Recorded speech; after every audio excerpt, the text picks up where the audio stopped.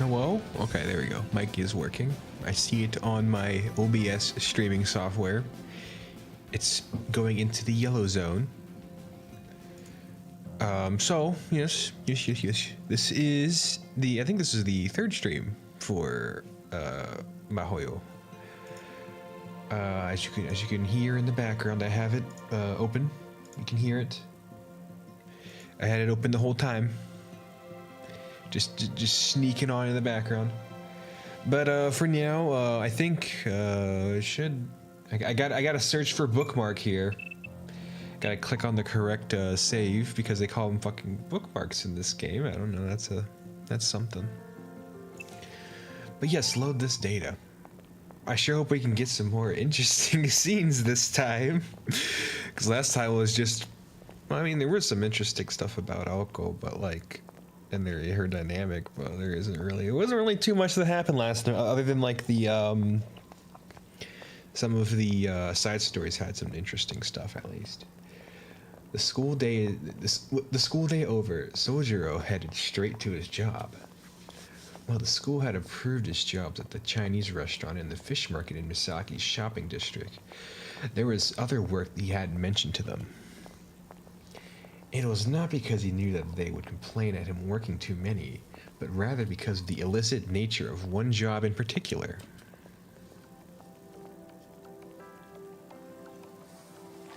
Today, his workplace was a pachinko parlor in front of Yashirogi Station. Sojiro changed out of his school uniform and into a black faux tuxedo uniform, then began cleaning the storefront. Yashirogi was the jewel of Misaki City, a busy place with a vast assortment of commercial centers and shopping arcades. Where there were people en masse, there were products made en masse. A romantic might describe it as a place of joy. A realist would note the free enterprise, and a cynic would point at all the garbage. Local authorities had attempted to beautify Yashirogi, but there is one basic tenet of society they could not overcome. This establishment was the embodiment of that rule. Businesses such as this attracted the dregs of society, and as such, the front of the parlor had to be cleaned several times a day.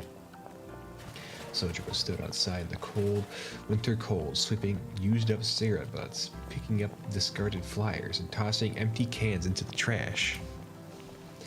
Something about it must have reminded him of mountain life, because he cheerfully finished the job with ease. After making sure the storefront was acceptably clean, he returned to the inside of the parlor where it was nice and warm. Blinding lights, deafening sounds, and the oppressive odor of tobacco assaulted him as he passed through the parlor on his way to the office. Boss, I finished cleaning outside. Good. I've got something else for you. Could you go check on the customer on the machine 40 on the second floor for me? I have a hunch she may be cheating. His boss was a good-natured man who used to work at a desk job. The reason he employed someone like Sojiro, even though he was clearly a student, was not because he admired him for working his way through school. It was because all the other employees were scary and intimidating, and he wanted at least one employee who was not. Are you sure? I still haven't cleaned the toilets. It's fine. She's in the security camera's blind spot, so we have no way of confirming whether she's up to good or up to no good. I want you to go because you've got a sixth sense about these things. Go check on her, will you? Hearing that, Sojiro put away his cleaning equipment and headed upstairs. It was a typical large-scale pachinko parlor with 2 floors. It prided itself on being a local establishment that was satisfied with taking the locals' money little by little without resorting to more exploitative means.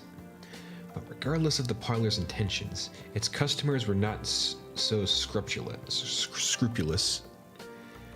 Among them were casual players, professional gamblers, and cheaters looking to profit by exploiting whatever loopholes they could find. Of particular prevalence was a device deployed in the mid-80s that could disrupt the machine's circuitry from the outside and make it much easier to get what was called a 777 jackpot. As much as the parlor wanted to deny these cheaters entry, it needed to present hard evidence of cheating or risk losing customers. Particularly in the service industry, innocent until proven guilty was not a rule taken lightly. As a result, they could only punish the customers they caught in the act. Such cheaters were known as gotoshi, a slice of society which Sojiro knew nothing about. What he did know was that they were inconveniencing his employer and violating her rules. He went upstairs. The radio and game machine sounds on the second floor were quieter than the cacophony downstairs. There were 100 game machines on the ground floor and over 80 on the second. While there were some empty seats here and there, it was still a solid evening turnout. The machine mentioned by his boss was in the center aisle. Sojiro nonchalantly leaned back against the wall and watched the customer hit the jackpot over and over again. Well, I've seen this woman before. Not in my playthrough, but I've seen pictures of her. I recognize this dress. The second he saw her, his gut told him that she was not cheating. He was still not sure what made someone a master swindler, but if it meant they were special, this woman certainly fit that description. It was almost as if he could feel the luck emanating from her. As the customer looked on, she silently turned the handle again and again. She appeared older than Sojiro. She wore a green, form-fitting one-piece dress. A pair of stockings covered her legs. Her slender legs were gracefully crossed, and her elegance suited a painting better than a casino. Her dark reddish hair was cut short in a bob, perfectly framing her stylish spectacles and crimson lips. Truth be told, something was off about this picturesque beauty ringing the jackpot over and over again. 4 boxes worth of pachinko balls sat at her feet, and her winning streak showed no sign of abating. She looked bored as her slender porcelain fingers lit this long cigarette to her lips. Oh, she smokes too? Oh my goodness gracious. Feels like I've seen her somewhere. Just as that thought crossed his mind, her gaze turned towards the hall and Sojiro.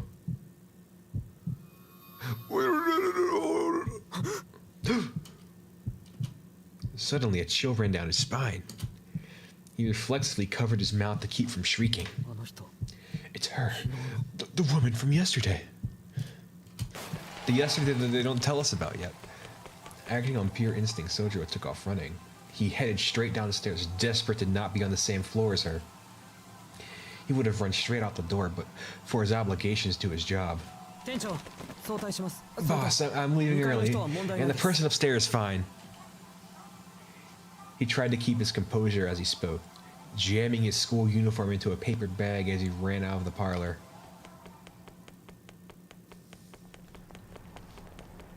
Cloudy weather brought the shadow of night over Yashirogi as he ran through the shopping arcade towards the station. He shot up the long staircase like an arrow, quickly pulled his train pass from his wallet, and passed through the ticket gate. The ticket gate was crowded with people standing around, walking and talking. The station attendant by the automatic ticket machine had an unpleasant look on his face. There was now a familiar, comforting hustle and bustle around him. Just another day in the city. Nothing like what he witnessed the night before. Phew! He could finally breathe again. The momentary rush of relief brought him to an abrupt stop. He nervously turned around. There was no way that dangerous individual could be behind him. Wait, why would I even... He couldn't even think of a good reason why he'd fled so desperately. As far as he could remember, he hadn't even seen the threat's face long enough to form an opinion about her. Sojiro gave himself a good slap on the cheek to pull himself together and quickly made his way down to the platform. Unfortunately, the next train was 10 minutes away, and panicking would do him no favors, so he quietly found an empty seat and sat down. He took another deep breath. Deep breath, deep breath. He was surrounded by people waiting for the train just like he was, and no sign of anyone pursuing him. His head finally cleared up, and he assured himself that he was overthinking things, though he was surprised at how heavy his shoulders felt. I'm just tired. I'm sure of it. I know my own body best after all. Sojiro sighed at his greater than expected fatigue. He had certainly struggled since coming down from the mountains, but in retrospect, it could have been worse. Physically, he was probably holding up fine. He was much less confident in his mental state. The city in the mountains could not have been more different. He had been slow to recognize the differences and adapt. Acclimation was simple enough. Humans were nothing if not adaptable. Even without any effort, one would learn to adjust over time.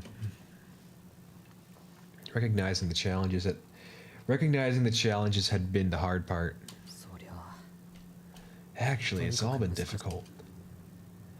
Sojiro grumbled a complaint he'd never uttered before. To be honest, he was still afraid to wander around town. There were so many things city people took for granted that Sojiro had yet to grasp. It was little wonder that this never-ending chain of surprises would wear on him. Oh, it isn't my body that's tired. That would explain the hallucination. He muttered to himself, then shook his head. That which exists, such was the way of all things. Tobimaru had called it a hallucination, but Sojiro knew what he saw was real. The city was a magical kingdom compared to the mountains. If there were real magicians secretly living here, that should have been no surprise at all.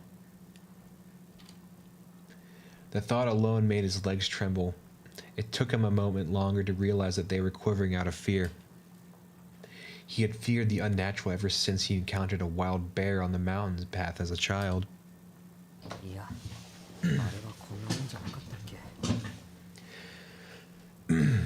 But this is nothing like that. I cried and screamed my head off back then. Sojiro smiled a bit as he recalled the traumatic childhood memory. What are you saying in my chat, Emil? What are you saying over there? Trying to say some naughty words in my chat. Yeah. Gonna have to get the band gun out. Yeah. Gonna have to get the.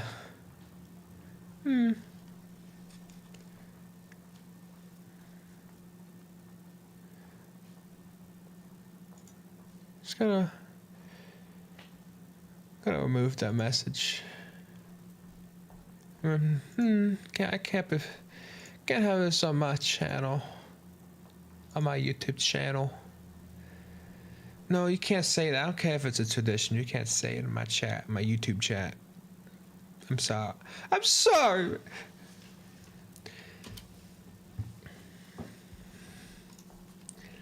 Anyone would have fainted at the sudden appearance of a growling beast at a tower over 6 feet tall. Oh yeah, so what Doro thing? What Doro thing do I need to see? The raft, like the Doro things they're doing around the world. Doro Grand Tour.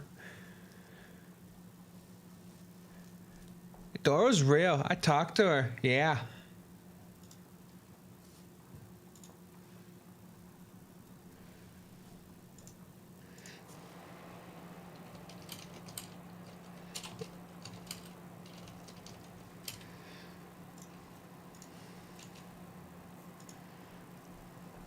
Holy shit, Doro is real. Try on mobile device. I can take picture with Doro. Doro can be in my life for real. That's crazy.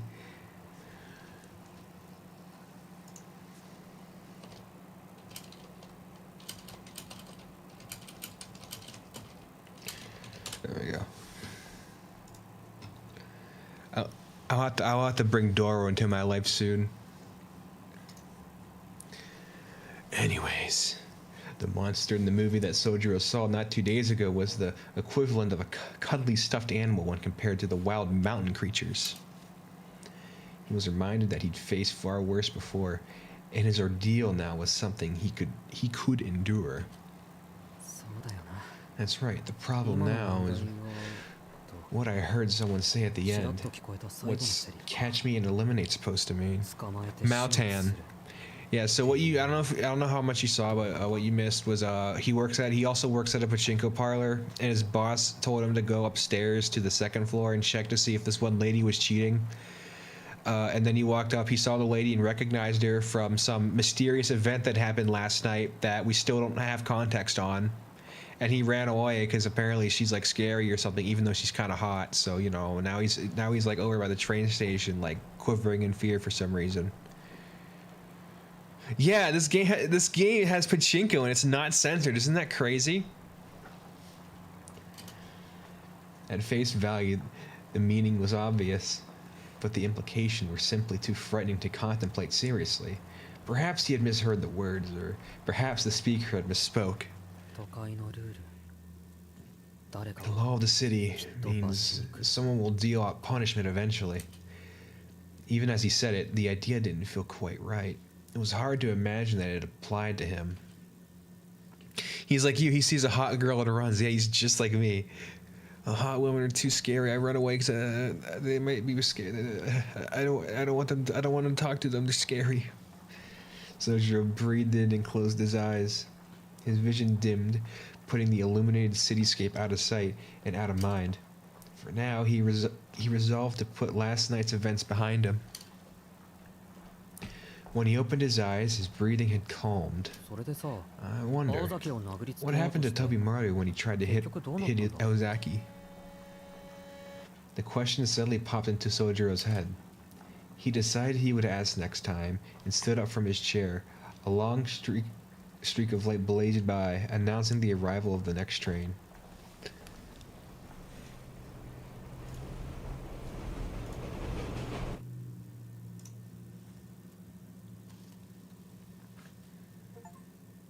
Oh, that's chapter 2. Okay. I guess I played most of it yesterday, which was a rather uneventful chapter, honestly. Did I get any new side stories from that? I do. Do I want to watch them?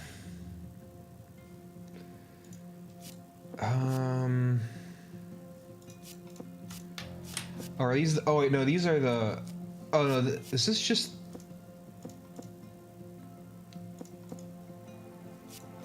Oh no, there's no side stories. This is just the replay of chapter 2. These are chapter 1.5, but this is just chapter 2. Okay. So I don't need to read anything else. Okay. I'll add one in. Add a thingy in here. And next.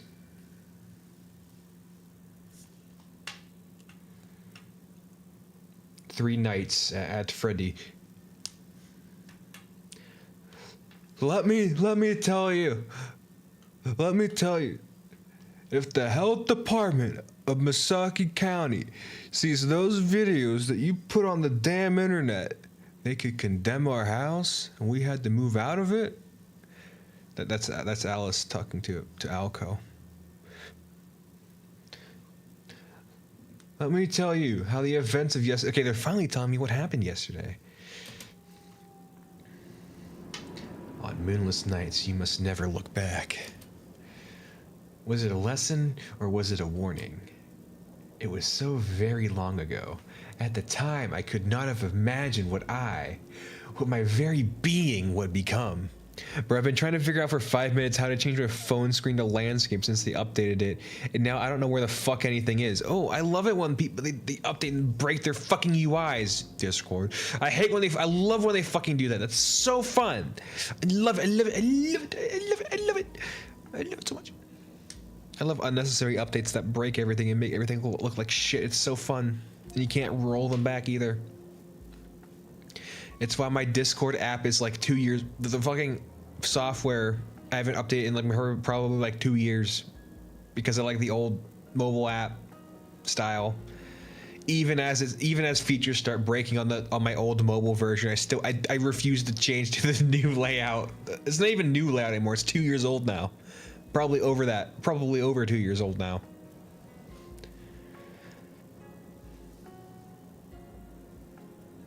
Don't mess with. I mean, it was a good layout. I don't know why they fucking changed it. Anyways, I digress. One night it came without warning.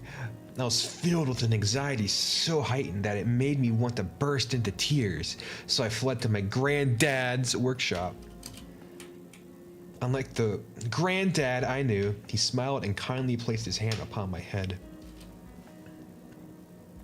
Yes, the Red Death follows your every step. Rather than consoling me, he sent me home with only those haunting words. That night, I was certain that I sensed a shadow lurking behind me. Something or someone watching me from afar. And little by little, year by year, it drew closer. Eventually, the presence that once felt like a spot on the horizon grew so close that I could feel its breath down the base of my neck. Of course, it was all in my mind. When I turned around, nobody was there. But that night marked the beginning. In hindsight, I later understood that the indescribable anxiety I felt was the dread of certain death.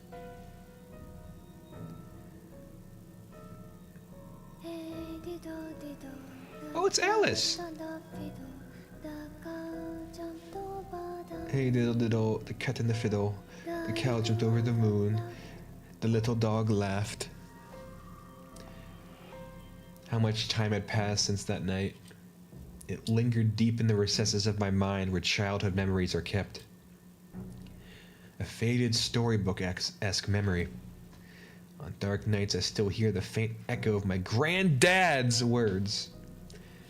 But no matter how strong the wind may howl, or how entrancing the song of the girl next to me, I could never bear his ominous words completely. It's here. Hi, Alice, the girl beside me said.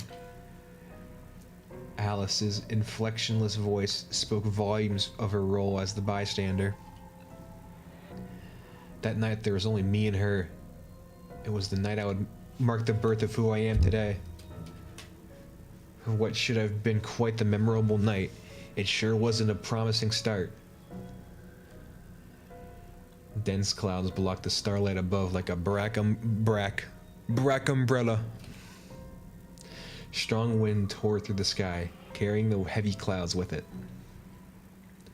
The hands on the clock in the middle of the park pointed skyward, as if reaching to the moon.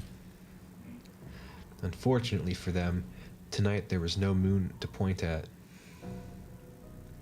The winter air grew fiercer as the night wore on. Inhaling felt as though it would freeze me from the inside. The air chilled me to the bone, threatening to pass up my spine directly to my brain, to prevent my mind from being paralyzed, to prevent my fingertips from becoming stone. I sparked a fire using my internal rhythm and emotion. Using Hammond. I'm transferring tactile feedback to you. Good luck. Stand over there and the engraved will-o-wisp will ignite. I responded to Alice with a nod. And then, for just a moment, I saw the ground. My legs quivered ever so faintly. I told myself they were shaking from the cold, but I wasn't so sure. In reality, they may not have been numbed by the cold, but by fear. I breathed a sigh of relief. My humanity must still be intact if my emotions are still present. Ooh. Before I could sink into a pool of my own sentimentality, sensations from the bounded field flowed from Alice into me. The transparent wall covered the entire park. An unrecognizable carpet rooted deep underneath the earth. Alice Kwanji's chant of the Mother Goose fairy tales permeated the night. The sensations became one with my body. I felt goosebumps on my quivering right arm. Someone had trespassed. The goosebumps crept up my right arm like ants. and slowly but surely made inroads for my heart. Holding back the desire to drive them out, I waited for them to reach a certain definitive position. A moonless night. The park's quaint streetlights were not enough to lift the darkness. The ants came to a stop. Far, far from my right arm, they had reached my very heart. Even without the aid of my sense of sight, I could see the intruder lurking in the darkness. To starboard! Starboard! In the bushes about 30 steps back, and on all fours, it was beckoning with its right hand. There!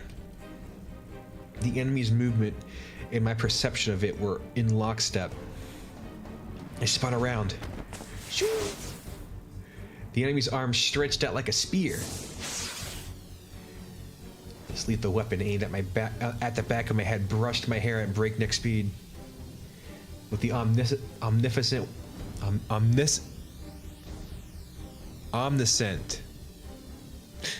With the omniscient awareness granted by Alice's ward, I managed to avoid it by the skin of my teeth. My hair fanned through the air from the violence of the attack. The strike grazed my cheek and I felt a small, sharp pain. It felt like the kiss of death. I switched the flow of my body's blood to a different cycle. The blood running through my veins at a few feet per second transmuted into an imaginary element. My body became a single circuit, and my heart transformed into a completely different engine. Within me stirred an unknown motion of immeasurable heat. Something mystic, yet untapped by humankind. That made me who I am. It was the fire of life behind all miracles and fables. What we mages call magical energy. I turned around, set the enemy in my sights, and held up one hand. My arm was the agent of my will. My lack of experience meant my magecraft would only be possible with the use of vocalizers and gestures. Magical formulae were engraved all over the park. All I had to do was ignite them. I needed to direct the flow of magical energy within my body into each formula. Typically, a mage acts as a conduit. A mage. Whether wired or wireless, the mage simply pours magical energy into the formula. Releasing this energy in the form of a projectile stream or any number of other methods would usually suffice, but in my case, it was the feeling of my limbs whipping out. Burn!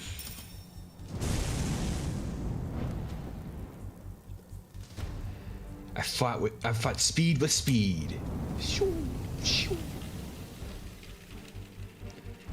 The enemy's arm, extended 10 feet out forward, became engulfed in flames.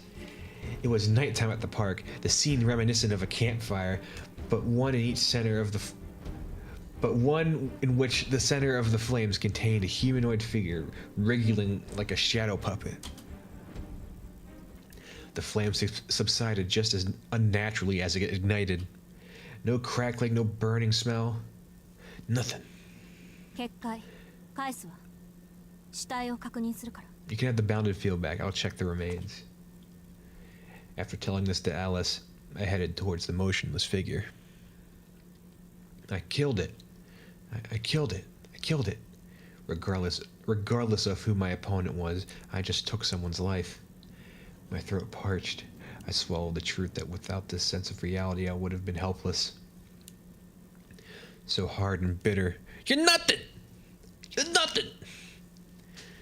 So hard and bitter, impossible to swallow, but I tried to anyway. I was unnervably calm. My heart pounded and my breath felt heavy, but my mind was nonetheless calm. I'll only readjust my chair. By the time I realized it, the charred remains were already in front of me. Bracing for a counterattack, I carefully examined the corpse. Everything seemed fine. This body lying slumped to the ground was nothing but ash. Huh? But something wasn't right. To begin with, its remains didn't smell organic. Not willing to believe my hunch, I took a closer look at the corpse's face. All that greeted me was the featureless white mask of a mannequin, or white face of a mannequin, I should say. Damn it! They got us again! Screaming, I kicked the mannequin. The corpse crumbled to ash and disappeared with the wind. No, this was no corpse. This was just a puppet, and for all our efforts to lure the master out, we had once again been tricked by a familiar. My debut, my first test out in the open, would be postponed for another day. Will I ever pass this test? What? At that moment, I suddenly noticed something familiar in the corner of my eye. Something seemed strange about the slide on the other end of the park. It appeared as though its shadow were larger than it should be. Was I still drunk on the high of battle? It took me a second to realize what it was. Who's there? Calling out was a mistake. Startled by my voice, the figure, wearing a familiar high school uniform, took a step back and then it broke into a sprint. Like someone running for their life. Or should I say, he was doing exactly that. After him! We've been spotted! In a rush, I shouted to my partner, but she hadn't even noticed the third party's presence in the first place. Though it wasn't as if I could move by myself, embarrassingly, the fight had taken more out of me than I've liked. No, you'll get away. We need to catch and eliminate him. There was no time for niceties. For us, being seen here was a matter of life and death. Wait, get back here, you!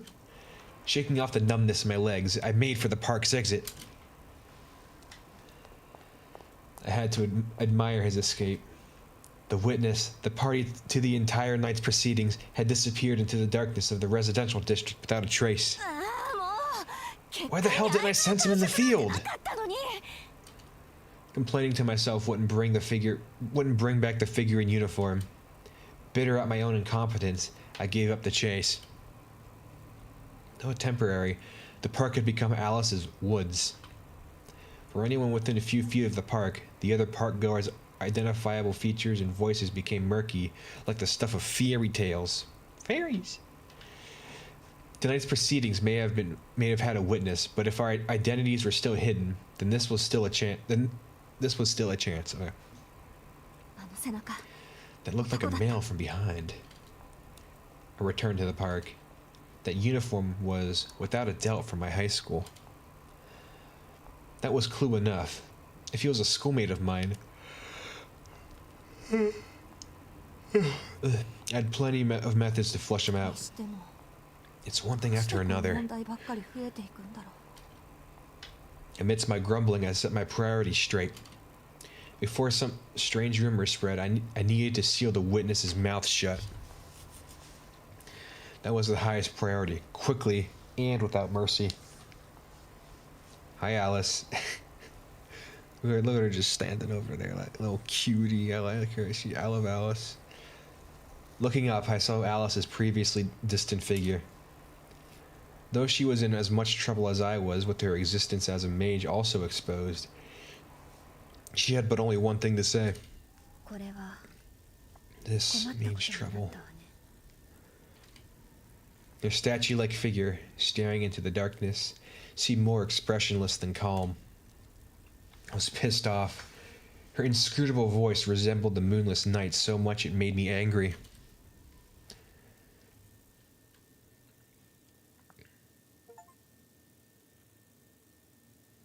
That's it? That's all of chapter 3? Okay. Do we have to go back? I wanted more spooky night action. Emphasis on action. I don't know if I want to go back to just talking to student council. I don't want to go back to talking to student council man for like 3 hours again. I want to keep focusing on the girls, baby. Like, I don't mind the night scenes that much. They're kind of cool.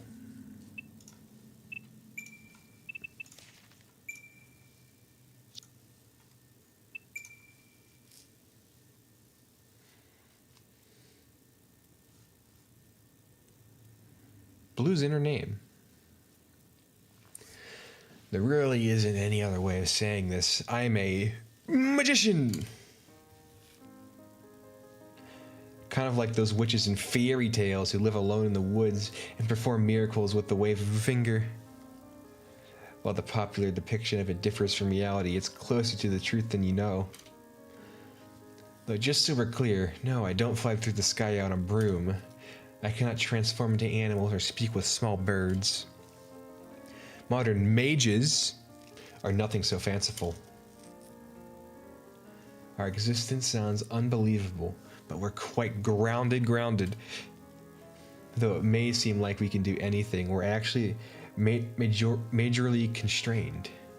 And while I still have a lot to learn about it, this is my real job. Sounds a lot more romantic than being a high school student, right? Right? Naturally, this is a secret I don't just share with anyone. A mage must do everything in their power to conceal their work. This is the first and most important of the association's 10 laws.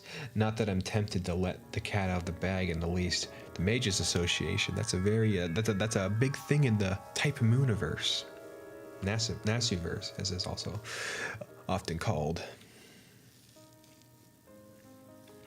My secret identity as an honors student is intact, and absolutely no good would come from me revealing my true nature.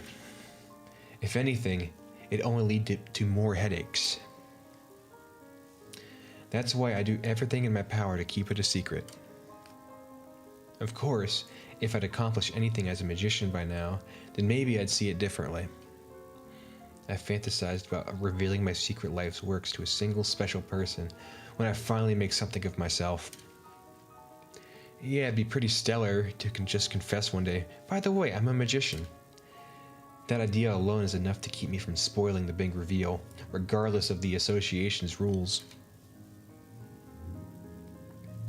My granddad patted me on... Really? My granddad patted me on the head when I shared these thoughts to him. I don't know if it was praise or what, but I remember that his touch was gentle. Don't you just love these loud cars that just keep blowing past my house? Don't you? I love hearing that constantly. That's so fun. Anyways, I need a little drinky real quick. I know how much you love this, baby. This is your favorite part of the stream.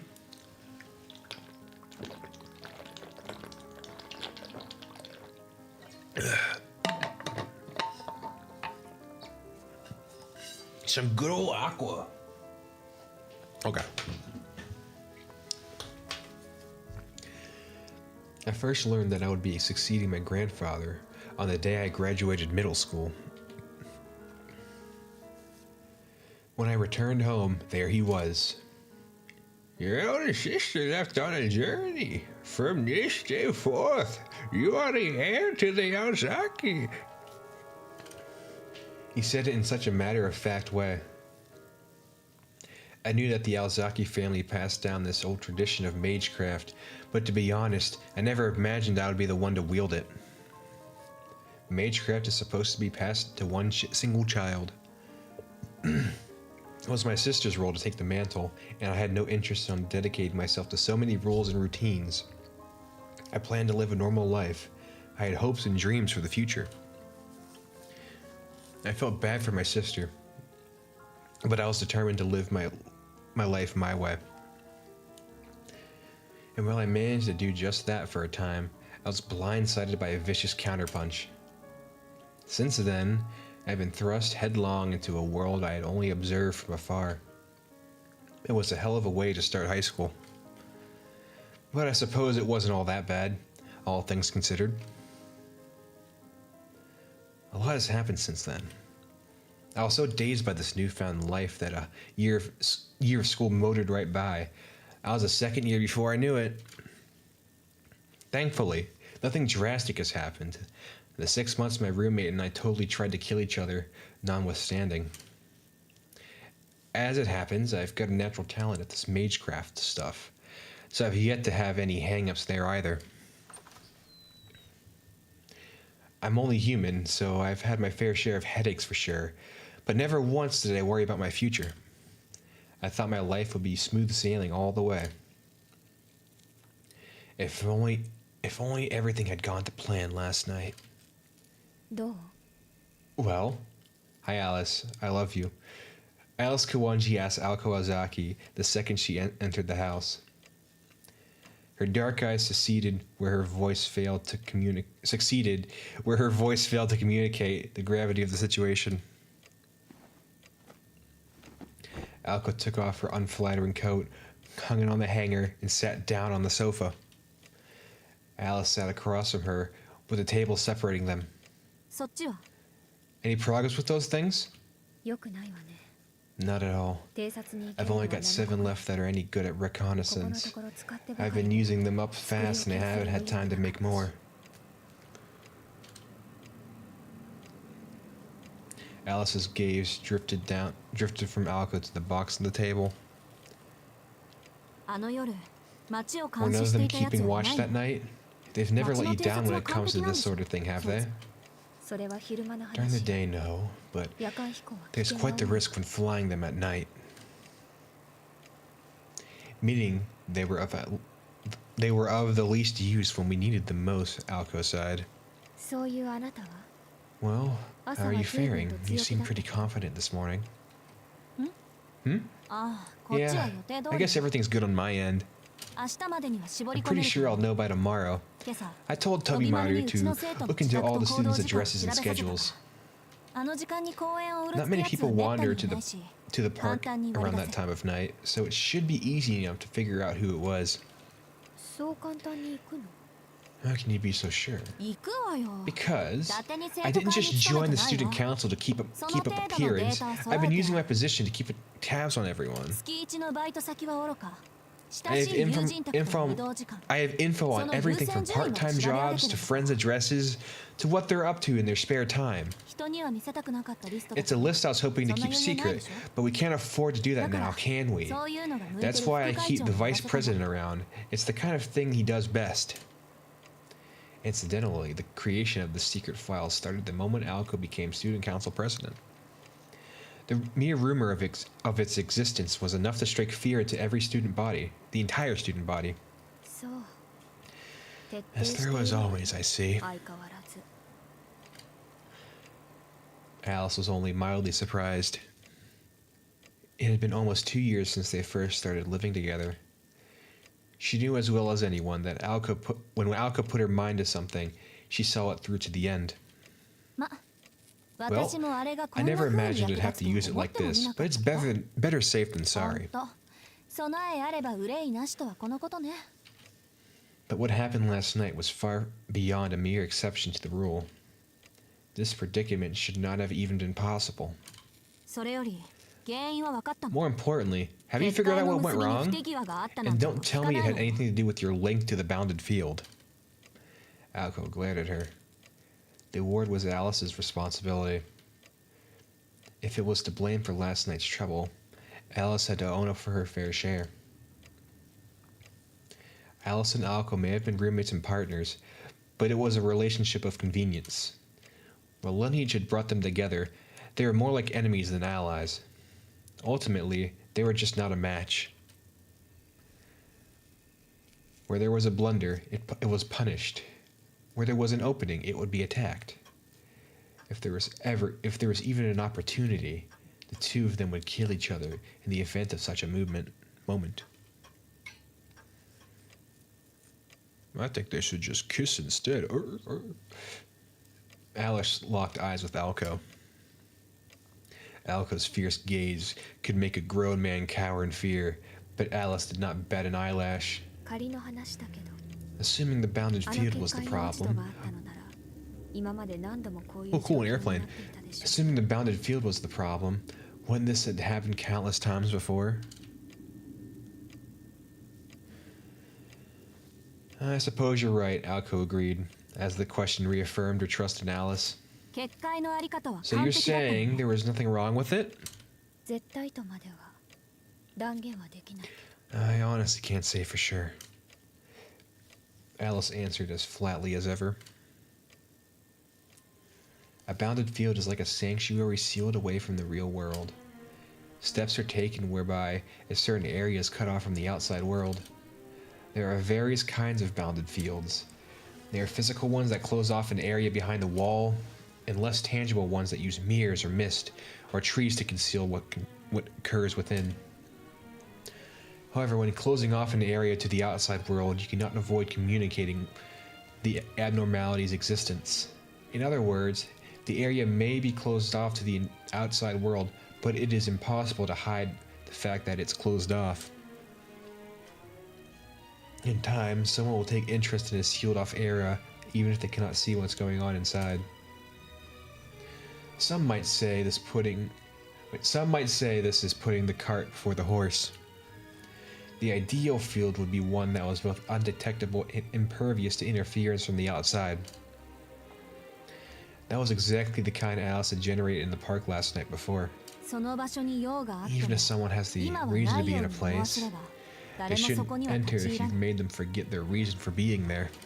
It takes an immense amount of time and energy to create a field that produces a temporary illusion around the location you wish to conceal, but they prove extremely effective for at least an hour or so, right? First official merch? Oh, I gotta see this shit. This is gonna be peak. Let me see, baby. Let's see, baby. Oh my goodness. Oh my god, I gotta get the Emil. Was that a sticker? Oh, it's a magnet. I gotta put that on my fridge. What is this through Redbubble or some shit? T-Public? I don't know the fuck they use nowadays.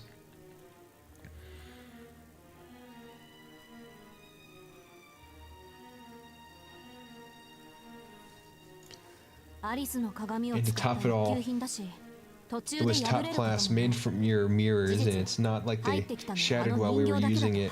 The only other presence I felt inside was that of that puppet.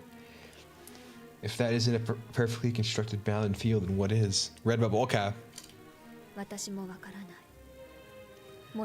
By the way, I probably should say this.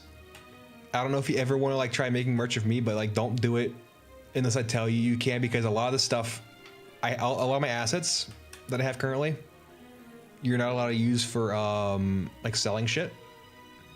I could get in trouble from I could piss the artist off if I did, because you gotta buy the rights for that, which I do not have the rights for that because I don't plan on selling merch for a while. So I mean I can still use my design for something if I like draw a new character, or not new character. If I can use my design, but it has to be like a new piece of art or something. Yeah, exactly. But I wanted to be a cute fairy, and I'm not good. I don't trust my drawing skills. Yeah. Rights are very fun to deal with. I know. It's a little pain in the butt. I have no idea the trees were prepared perfectly. I cultivated the trees and the plants over several days, and it's always proved to be a reliable field. But maybe, just maybe, there was something I didn't account for. I could probably get in contact to do that, but it's probably cost a lot. The problem is that a lot of time they charge a lot of money for it. And plus for a t-shirt, I probably wouldn't just put a JPEG of my model on there and call it a day. I'd probably get like an original piece of artwork that I bought the commercial rights for, and that would be fine. Yeah, they usually offer it. It just costs a lot often times. Though Alice's words conceded the possibility, her eyes expressed her confidence that she had overlooked nothing. Which is nice that I had built through my original design, because he wouldn't care if I like got it drawn as like something paid, I guess. I don't know.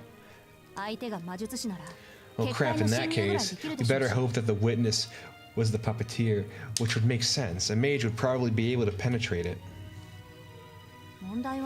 Something else bothers me though. How did he avoid detection? The thought of being targeted by this individual was pretty terrifying. If they were able to penetrate Alice's field, it could only mean that their skill in magecraft was superior to Alice's. Alice, in her current state, would be completely helpless against such a foe. その線はないわ。 I've already determined that it was not a mage. 彼は部外者よ。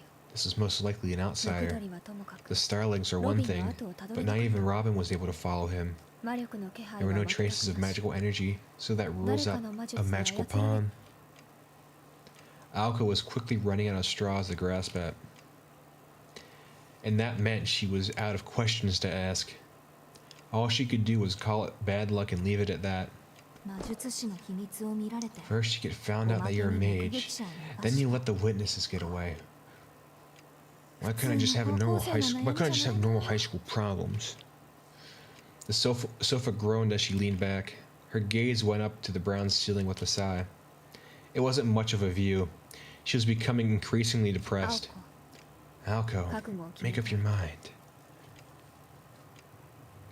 Her roommate's voice seemed indifferent, but Alko just kept staring upward at the ceiling. それとも If you're not up to the あなたに task, できない I can take care of it myself. 私が言ってあげてもいいけど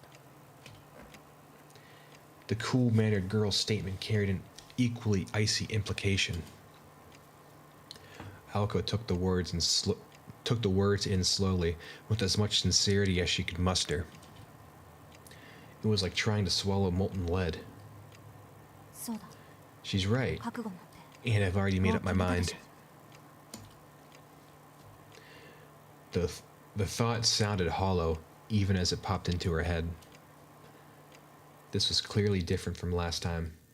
While the aim was indeed the same, the circumstances surrounding her target were clearly different.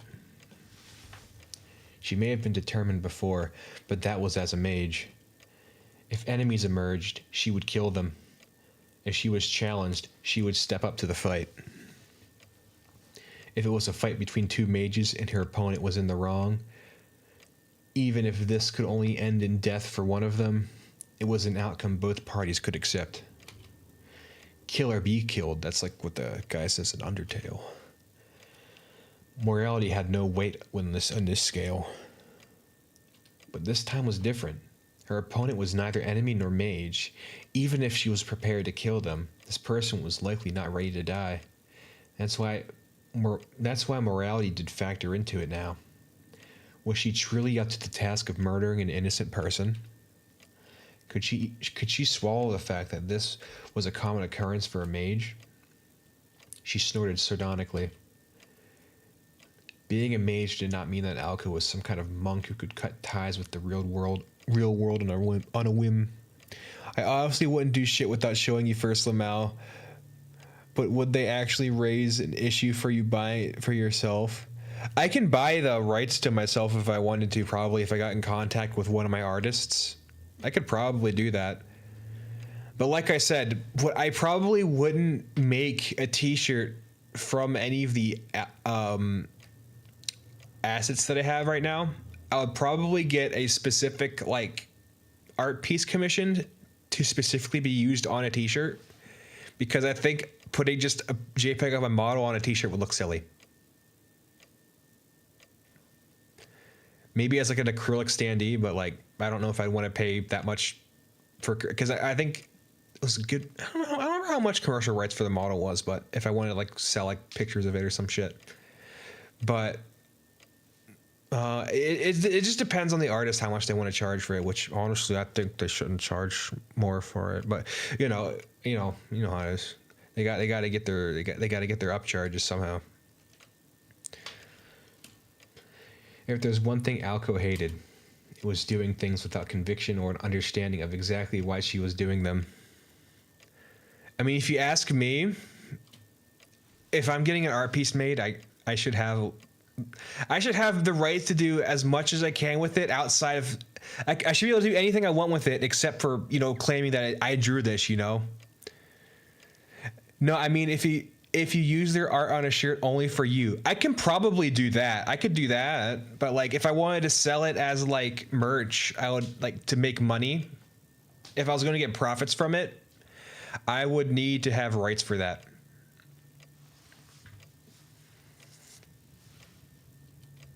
Yours does look cool. Looks so good on the model too. He's loving his new Street Fighter shirt. Acrylic standees, yeah, seriously. I that'd be funny to make one. I can put you on my little desk. You can be with me all day. Minecraft Smurfs DLC trailer, Nintendo Switch. Thanks, Nintendo. Very cool. Are you ready for Smurfs DLC in Minecraft on Nintendo Switch? You bet I'm buying that after this stream. We should do a blind box. What's all gonna be in there other than us? I don't think our certain someone would appreciate being in the box with us. So we need to think outside the box for this one.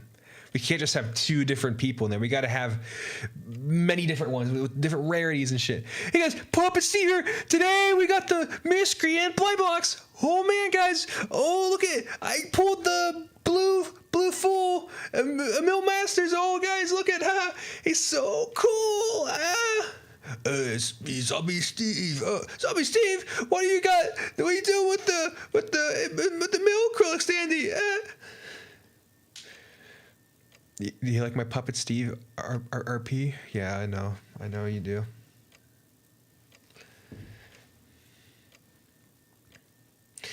When she acted, she preferred to act decisively. I guess I don't have any other choice. As she said it, she got up from the sofa, having fell on the ceiling for one day. We could have had a third, I know. Alco had returned to the alcove always, and Alice was done probing her. Well, don't probe her, Alice. Take this. As if to reward her, Alice produced a small bottle.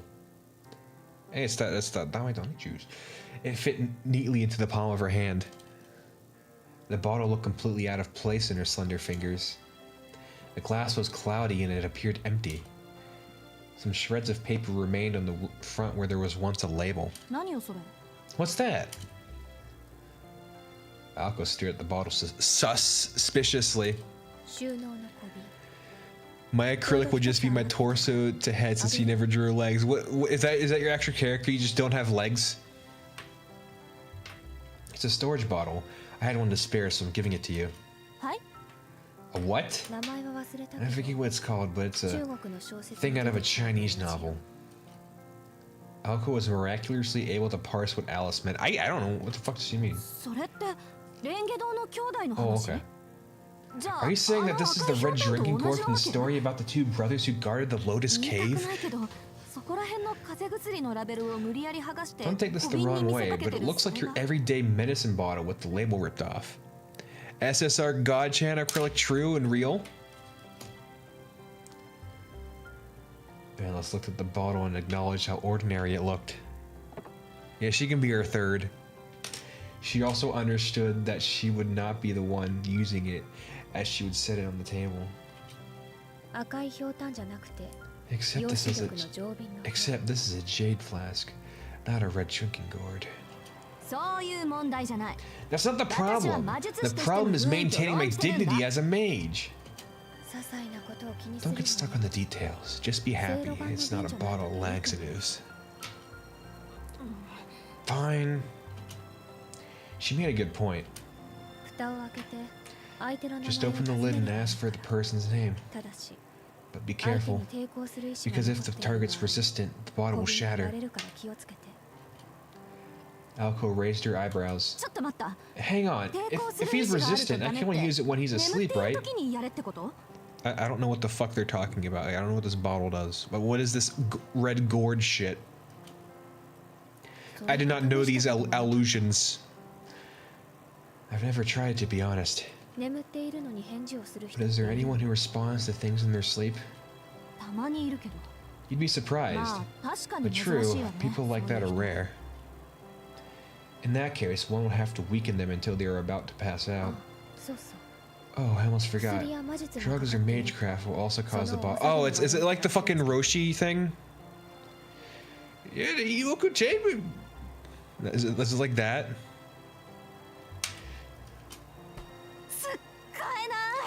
And what good is it? ほとんど役立たずってことじゃない。 Oh.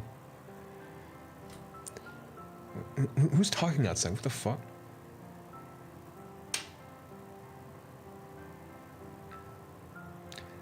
I think I have more fun coming. I think I have more fun coming up with merch for our characters. Oh yeah, we gotta get our merch store ready for it because I bet all of our fans are dying to just wear us on them. それは青子次第。 The tool is only as good as the person using it. Alice turned away as she replied, as if the topic no longer mattered to her. Bro, mom's back to give you more space food. Yeah, shit. これも趣味なわけ? I mean, I already had the 2 ice cream sandwiches. I haven't tried the peaches yet. I don't know what those taste like. I can give you like an ASMR in a bit. I can try them. I know you're fond of using dainty tools like this. Is it a hobby of yours or something? Alco asked, hoping Alice would deny it. 多分。 Perhaps. それで So, are you gonna take it or leave it? 持っていくのか行かないのか。 God, Alice, you're so fucking hot. I want to fuck you up. Oh, that was a little. Sorry, I was getting a little wild right there. Maybe we can get Shonda to be a miscreant and ask Japan, dude. We'd have the fucking all-star cast here. We're gonna replace V Shoujo, man. We're gonna take over that spot. We're gonna get all the.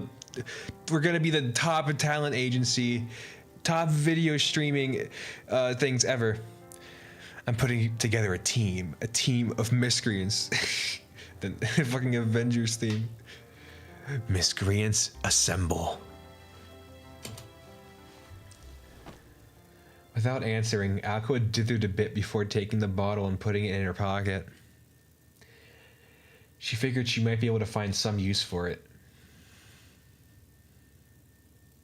Evil containment, right? 2 hours said, what's the song?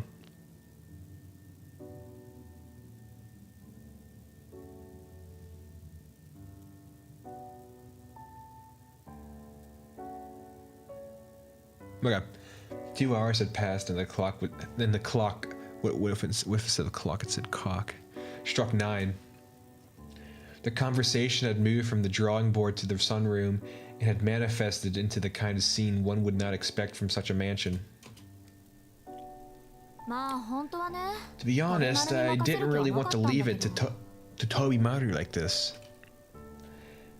A hot earthenware pot sat on the table. Alco spat out complaints to no one in particular as she plucked food from it with her chopsticks. Tonight they were eating a traditional Japanese meal that looked out of place in this mansion. Oh, it's the song. I had to pause to make sure you could hear it.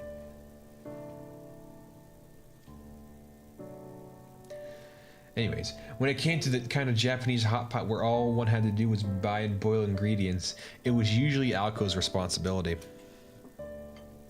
Alice sat across from Alco as she silently poked at the pot with a fork. Yamashiro made it a point to say that Suzuki hadn't joined the club. It's not like I have the time or energy to keep track of every single student. Nimi is not allowed to join the team. No married, yeah, only boyfriend-free girls and girlfriend-free boys can join.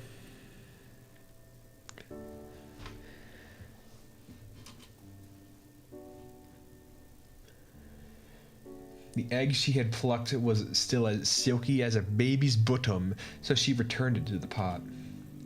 She settled for the shirataki noodles instead. I already know that idiot is constantly busy with his jobs. That's why I tried my best to set him up with the club activity captain that'd be accommodating. But the nerve of the guy, not even a thanks. Are you even listening, Alice?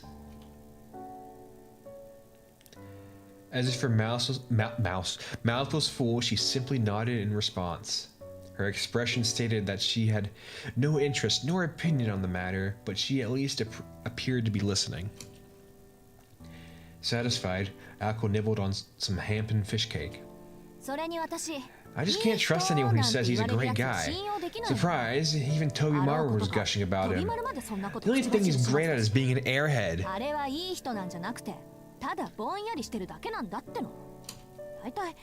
I mean, there's really something wrong with his brain if he didn't get angry after what I said. Her thoughts went to what happened in the student council room earlier that day. She remembered how non-responsively Sojiro had been to her words. His unconcerned face alone was enough to her to swallow the rest of her handpin. Oh, fuck. She ate the fucking fish cake without chewing it. Okay. I thought you would understand, he says. Ha!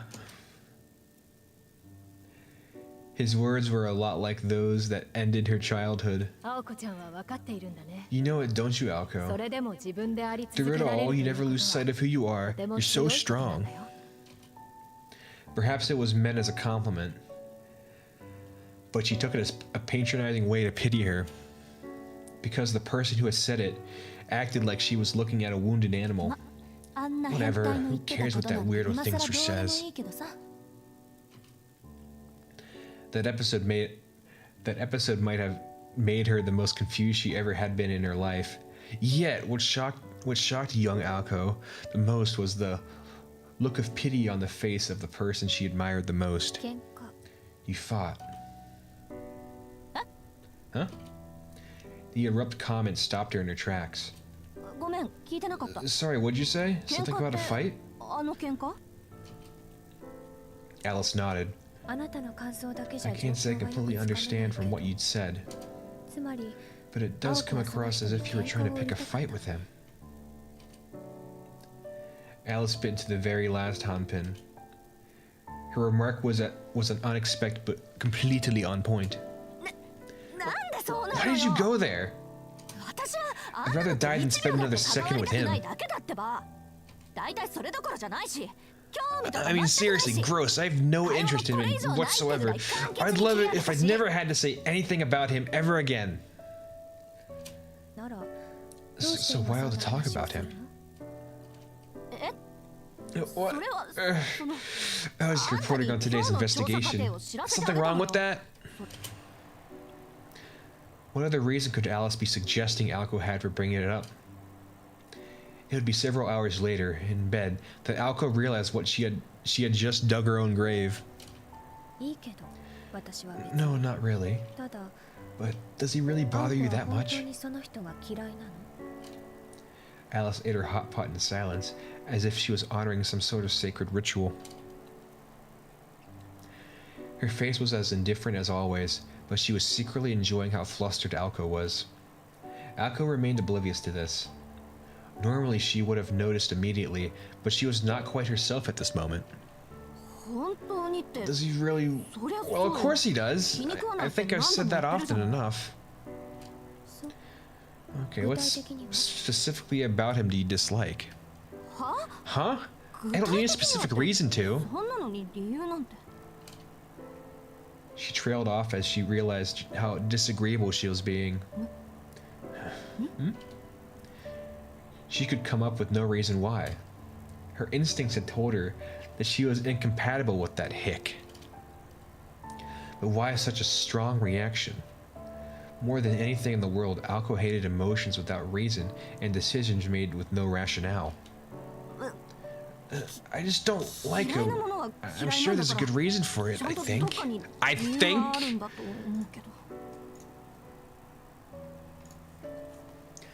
She became more flustered the more she talked. Unfortunately for her, she could not come up with a coherent reason to hate Sojiro Suzuki. It was not his fault that he had zero common sense.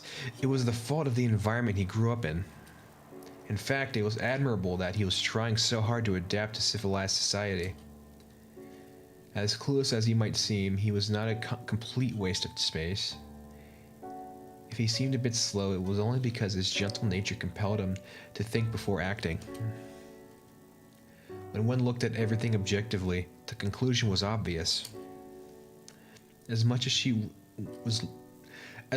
was loath to admit, he really was unassuming do-gooder everyone had pegged him as. That was a weird way of saying it. I can't believe what I'm thinking. Is there really nothing wrong with him? 本当にみじんもないのか？ There was plenty, so she left it at that right now. Tell your artist to call their lawyer. You're making money off me, you motherfucker. Are you making money off of me? Why? Why'd you make me a granddad fucking bootleg?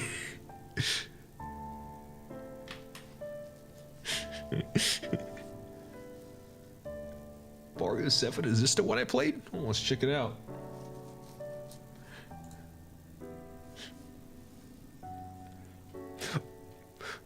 Granddad! Oberon Marigold!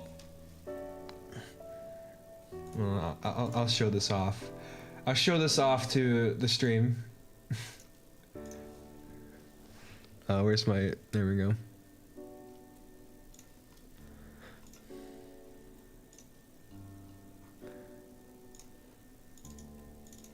There we go. There you guys go. That's my new merch. Be sure to buy it. $70 because it's funny. $70 grand. $7 grand. It's gonna cost $7 grand.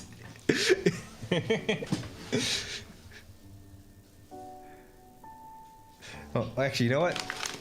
You ready for a surprise mukbang ASMR stream? I'm gonna try these freeze-dried peaches.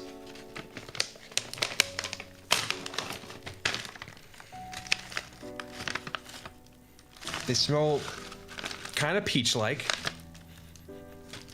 Kind of weird smelling, but I'll eat them. They look like kind of like chips, but like thicker.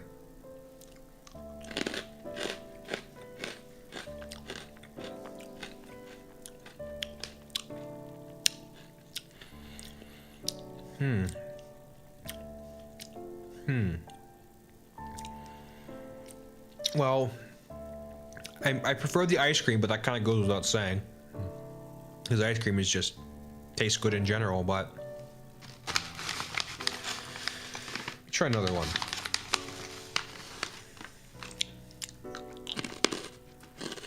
I mean, it tastes like peaches because it's literally a freeze-dried peach, but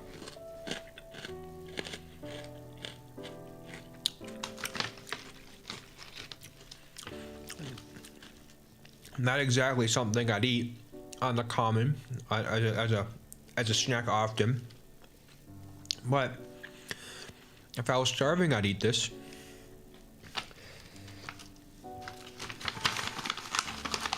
I'll have another one.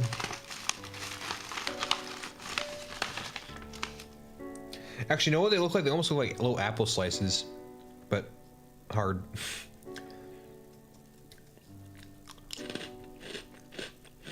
Or that one was a little, still kind of crunchy, but not as solid as the last one.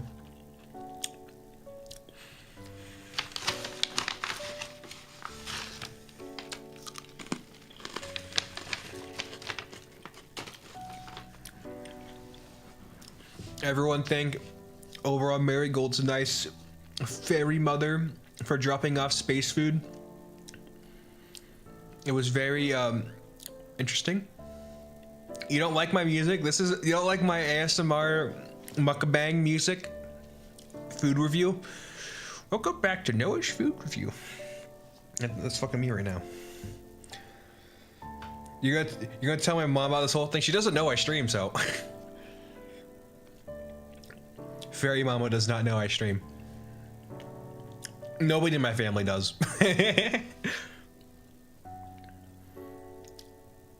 Come to think of it, so you know I stream, Bilt knows I stream, John Goku knows I stream, and some other people I know streams. Also, do you have to pay the rights from the person that made your model? Like, what do you mean? Like, I can, like, the rights to stream with it came with the model. Because what's the point of being a model if you're not gonna fucking stream with it, you know?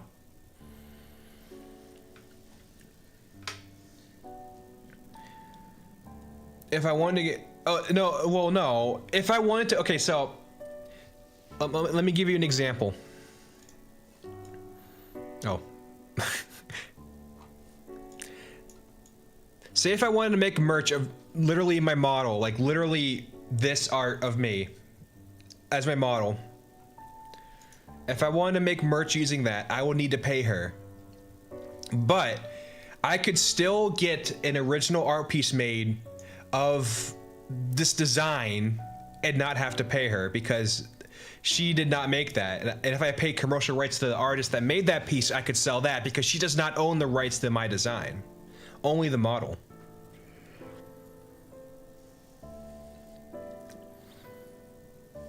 I wish I had the rights because it was a little frustrating when I was getting some contact, but she made it and now we're here. And I don't want to throw shade at her, you know, because I do really like how it turned out. As much as I wish it did go smoother, it did go through. Linkara commission, Linkara artist. The chopstick she had been using came to a stop. She was getting very annoyed. An irrational hatred burned through her head. Unable to come to terms with her feelings, she desperately tried to analyze Sojiro, but her mind only went in more circles.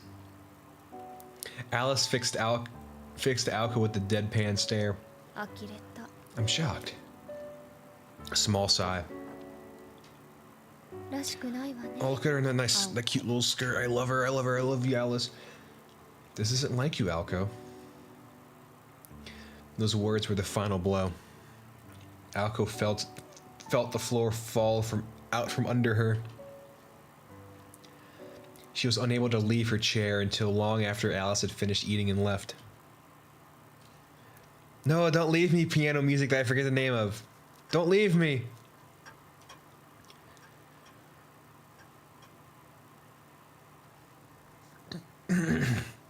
However, even after getting knocked down, Alko Ozaki was not one to be kept that way. She made short work of cleaning up after dinner, and after conceding the first bath of the night to Alice, left the drawing room. Since it was customary in these sorts of mansions to turn off the lights when leaving an empty room, the only lit areas of the house were the drawing room and the two girls' bedrooms. They should sleep together. The upstairs was enveloped in darkness. Alko briskly made her way to the deepest part of the east wing along the long corridor, illuminated only by the light of the moon, and arrived in her room. All being said, sneak attacks make me sick to my stomach. She had been considering this on the way down to her corridor, or perhaps ever since she had left the drawing room. The moment she entered her room, she drew her proverbial line in the sand. If I'm going to do it, I'm going to do it face to face. I'll give it to him straight. This was not a concession driven by feelings of sympathy or compassion. For her, this was simply the way things ought to be. Okay, with that out of the way. After settling her resolve, she headed to the study next door.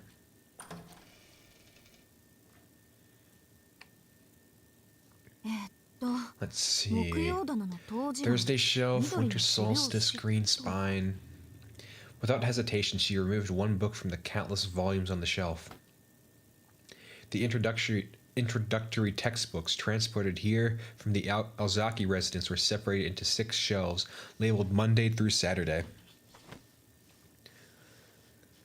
Who had organized the books by topic, genre, and purpose, and had more or less memorized exactly what was in her personal library. What you send me now? Is this new?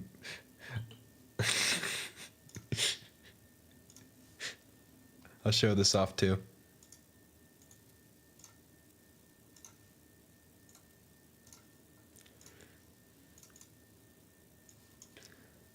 This is a biggest Emil fan, Lotus Juice. You know him from Persona 3, the guy that does the mass destruction. Yeah, this is him. He's the big Emil fan.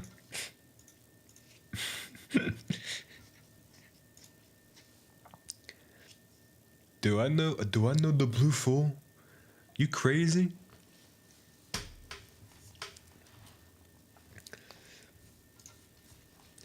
Referencing any of this material took her no time at all. It was to be expected from keeper of the study. Though this keeper's fiefdom? Fiefdom? I've never heard of that word. What does this mean? Fiefdom. A fief. What is a fief? An estate of land, especially one held on condition of feudal service. Okay.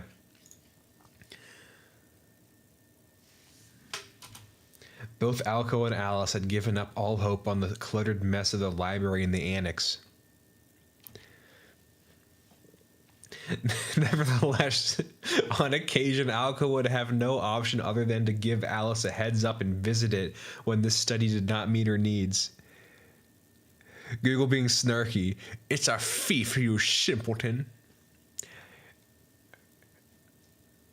You baka." I really hope I don't have to go over there now. Alco placed the thick green book down and took a seat. The desk she sat at was sturdy but uninviting. It wasn't the sort of furniture girls her age grew attached to, but she liked its minimalist elegance nonetheless. She flipped lightly through the book's old worn pages. I still can't manage anything like Alice's bounded field. I guess I'll just have to find a place off the beaten track. The Maltans? The woods? The school building empty at night? She was looking for a place that would be, except for the worst of luck, void of people, allowing her to forego the use of magecraft. Walls of thorns and magical mists are so indirect. If I want to cut off any route of escape, I need some place flashy and obvious, both in purpose and in looks. Learning about how there had to be some basic spell that would fit her needs, she continued to flip through the pages. It goes without saying that she was looking for a way to deal with the witness from the previous night.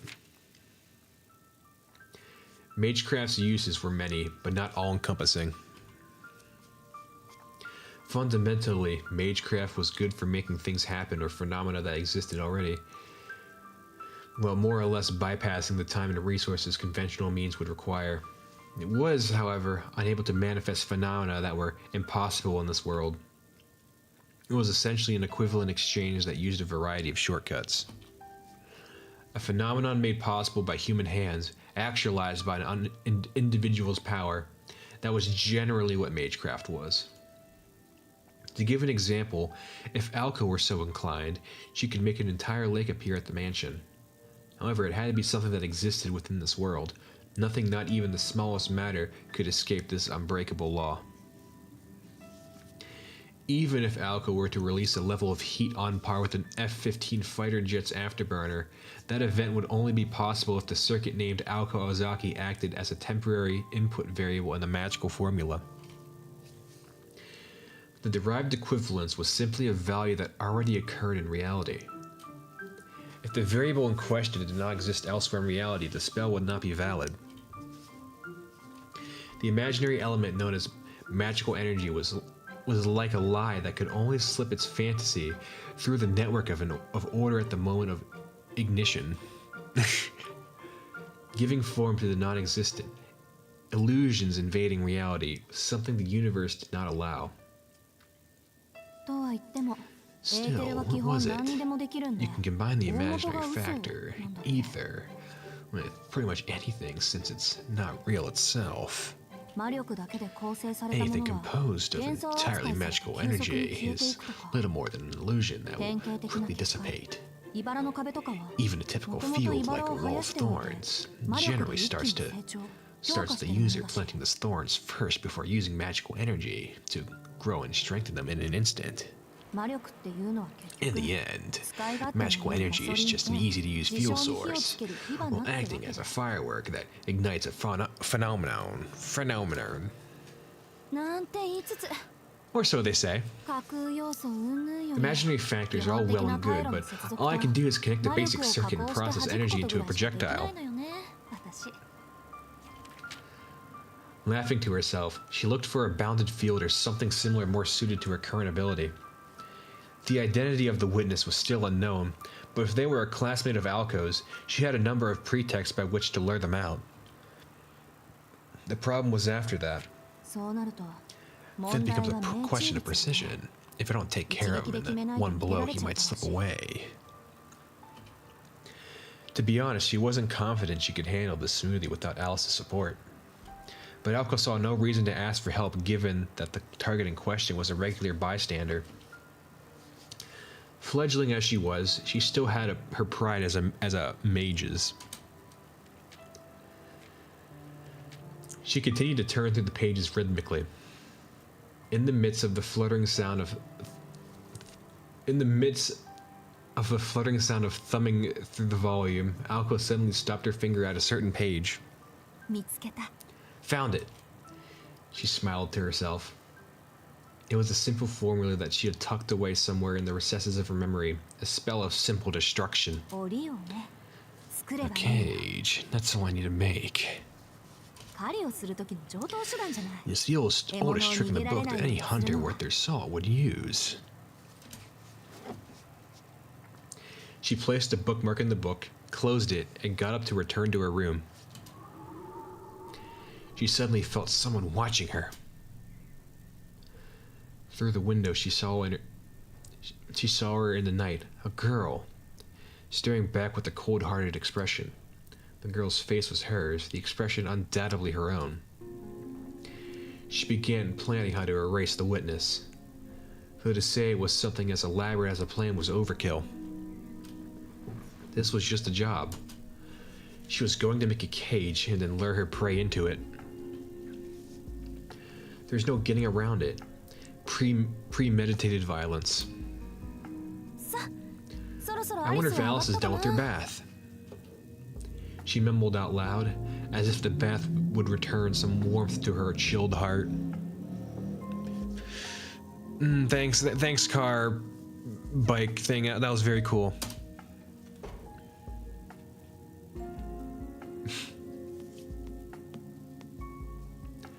About 20 minutes had passed since she gave Alice the privilege of using the hot water first. Alice tended to bathe quickly, finishing well under 10 minutes. Her roommate was the type that could not understand the spirit of the bath, treating it as nothing more than a necessity for looking after one's body. For Alice, the concept of staying at a hot spring inn sounded more like a chore than anything, though in this regard, Alco had to agree.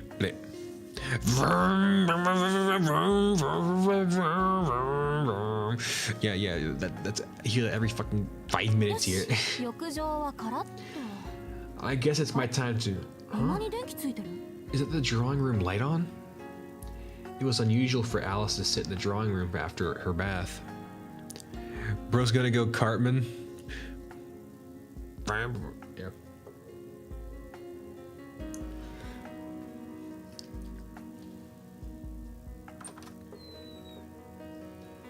Alice, いるの Alice, are you in here? Alice, I love you, Alice. Alice nodded. With no book in hand, it appears that Alice had been waiting for Alco. そういうこと So that's how it is. 私も She really has no faith in me, does she?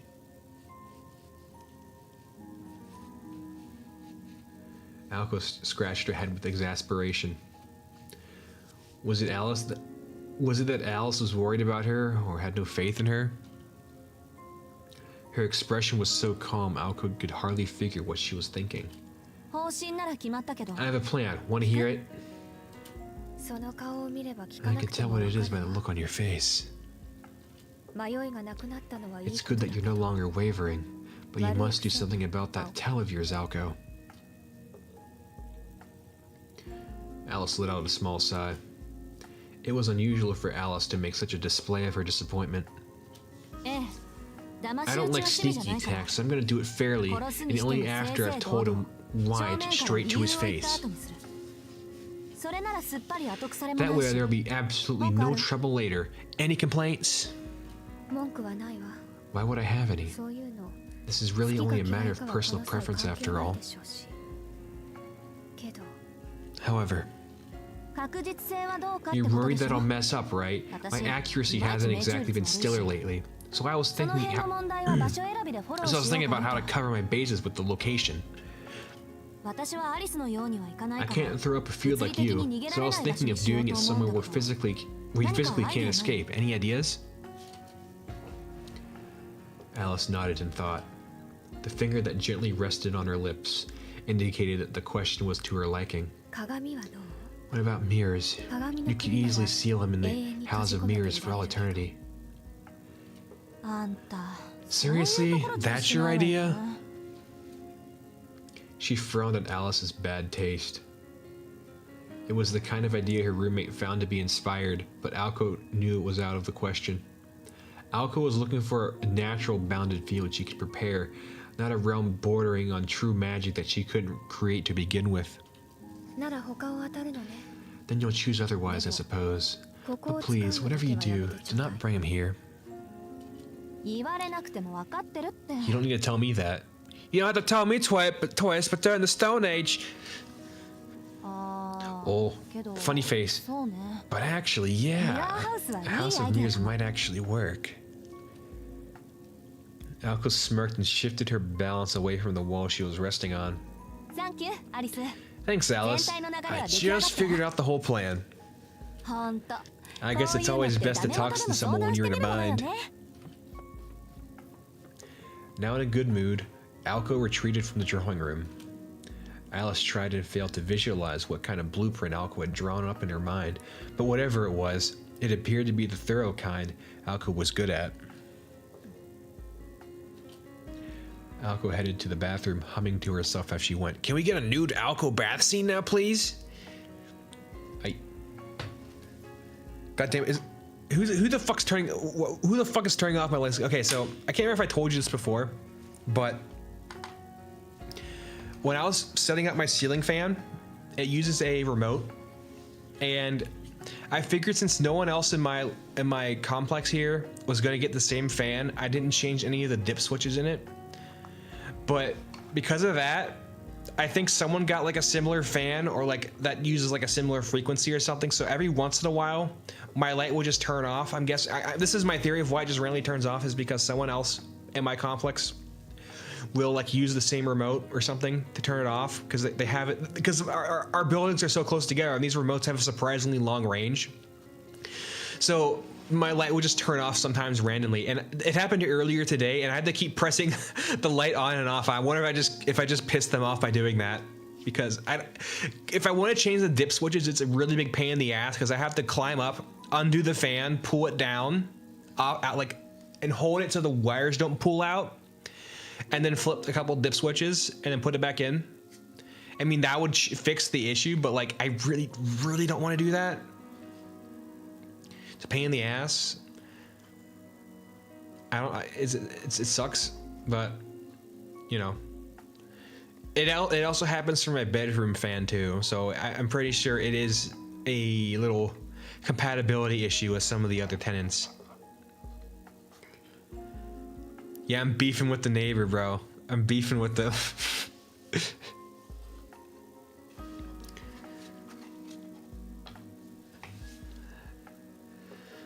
Anyways, a year and a half of sharing a living space had taught Alice something. When Alco Ozaki was in this good of a mood, only deep trouble could follow. You want to know if I'm okay with letting Alco handle this on her own? Oh, she's talking to her birdie. Look, it's a birdie! It was unclear how long the bird had been in the drawing room. Chirping at Alice, the robin-like bird pranced across the furniture as if it was its property. Yes, I suppose. She said that she wanted to do it alone, and I do want her to know she has my every faith, still. The girl in black raised her arm. Vroom, vroom, vroom, vroom, vroom, vroom, vroom, vroom, vroom. Brrr. Sorry, that was the loud fucking car driving past me again. The bird, chirping once again, alighted on her outstretched, affectionate finger. Suffice to say, trust and faith are two very different things. The bird puffed out its stout chest in agreement. And Alka was none the wiser to her roommate's rather unsettling comments.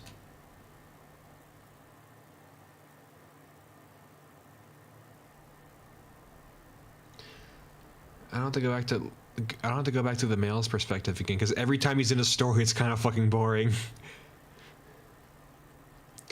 The following day was a typical overcast one. The day's classes ended as they had started, uneventfully. Winter break was just around the corner, and with it, finals.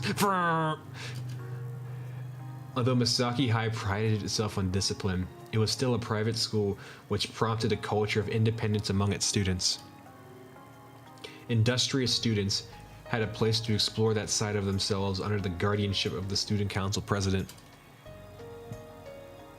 More easygoing students could spend their time after school as they wished, as long as they were mindful of personal responsibility.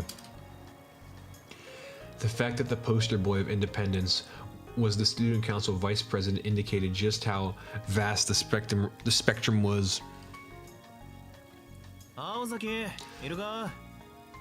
Zaki, you in there? Tobimaru. Oh, I gotta do the fucking voice again. Tobimaru Tsuzuki threw open the door to the satellite student council room, the rumored location for their secret meetings. Despite all appearances, he was the student council vice president, who also happened to be the poor soul responsible for executing the student council's dirty work. One person was waiting for him in the cramped room. The student council president, Alka Wazaki, sat imperiously in a folding chair, glaring at Tobimaru and his boisterous entrance. This room is freezing as usual. We really need to buy a heater. So as not to succumb to Alko's oppressive silence, Tobimaru opened with some casual small talk. I want to go back to the night scene. School's lame. Thanks for coming. Let's get down to business. Do you know why I've asked you here? I have an idea. What's with the formality, Alzaki? Pretty cool to talk shop right away all the time, you know. Tobimaru closed the door and sat across from Alko. He was holding a blue envelope. Yeah, and loose lips sink ships. Might remember that once you get out into the real... Maybe remember that once you get out into the real world? Alright, wait a second. Nice try. Tobimaru was halfway to agreeing with Alko before he caught himself and began to shake his head. As much as Tobimaru enjoyed the lack of red tape in his new line of work, he was not ready to turn full spy on his first day on the job. So then, are you done with your investigation? Yes, I finished the last interview just now. The details are in the envelope along with the file you gave me. He tossed the envelope onto the table. Good. Alko picked it up and began to scan through the documents that were inside. She entered her own little world, not sparing the slightest bit of attention for Tobimaru. If ignoring other people were a skill, she would be a master at it. What? I just wanted to ask one thing. Yeah, and? The room was filled with a chilling silence. Alko continued to read without an ounce of emotion on her face. Though Tobimaru kept up an air of indifference, his stare remained fixed intently on her. Do you get a kick out of doing this kind of thing, Alzaki? Of course not. What's so fun about gathering intel I hardly get to even use? Right, just wanted to check. Whether or not he was convinced, Tobimaru stood up from his chair with a disappointed expression. You'll figure this out just by reading it all, but I wasn't able to dig up anything conclusive. By all indications that there weren't any students in the area the day before yesterday. It's not like I can say that for sure, though. No longer concerned over his task, Tobimaru headed to the door, as if to say it was out of his hands. Oh, and one more thing. There was one student that wasn't included in your Dragnet. You forgot to include any out-of-term transfers? Alko raised her hand ever so slightly. He was right. The recent transfer student was not included with the scope of our investigation. So I haven't looked at Sonoji. Though considering it's him, it's safe to assume that he was working late. Oh wait, it would be if he hadn't have mentioned something about seeing a murder or whatever. I told him that it was probably a bad dream. Tobimaru cheerfully left the student council room. What? Simultaneously, Alko felt her fingers go numb, and the document she was holding spilled over the table. Can't be. That's not possible. She broke out in a cold sweat and tried to tell herself that there must be some kind of mistake. However, the uncomfortable feeling in her gut would simply not go away, perhaps because her intuition was almost always right at times like these. You gotta be kidding me. And yet she knew what she had to do. She would not have hesitated to kill Tobimaru if he had been the witness. But what if it was who she was thinking of? Just considering the possibility caused her blood to run cold. Alko put her forehead in her hands and began to brood. And then suddenly... Let's talk choice. You'll always be gifted with choices. A virtuous fool and a wicked sage. You cannot save both. You must pick one. That is the freedom granted to you. 2 years earlier, Alko muttered the words offered to her by her grandfather the day she replaced her elder sister as his successor, and let out a sigh of lament. This has to be a joke. She laughed at her own intuition, but it was no joke. If only those words had never been said.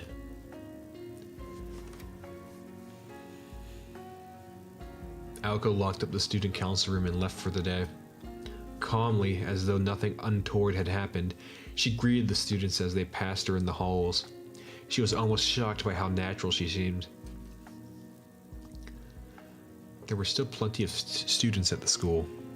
The grounds were noisy with the chattering of students who had finished the day, but had yet to head home. Others still had club activities.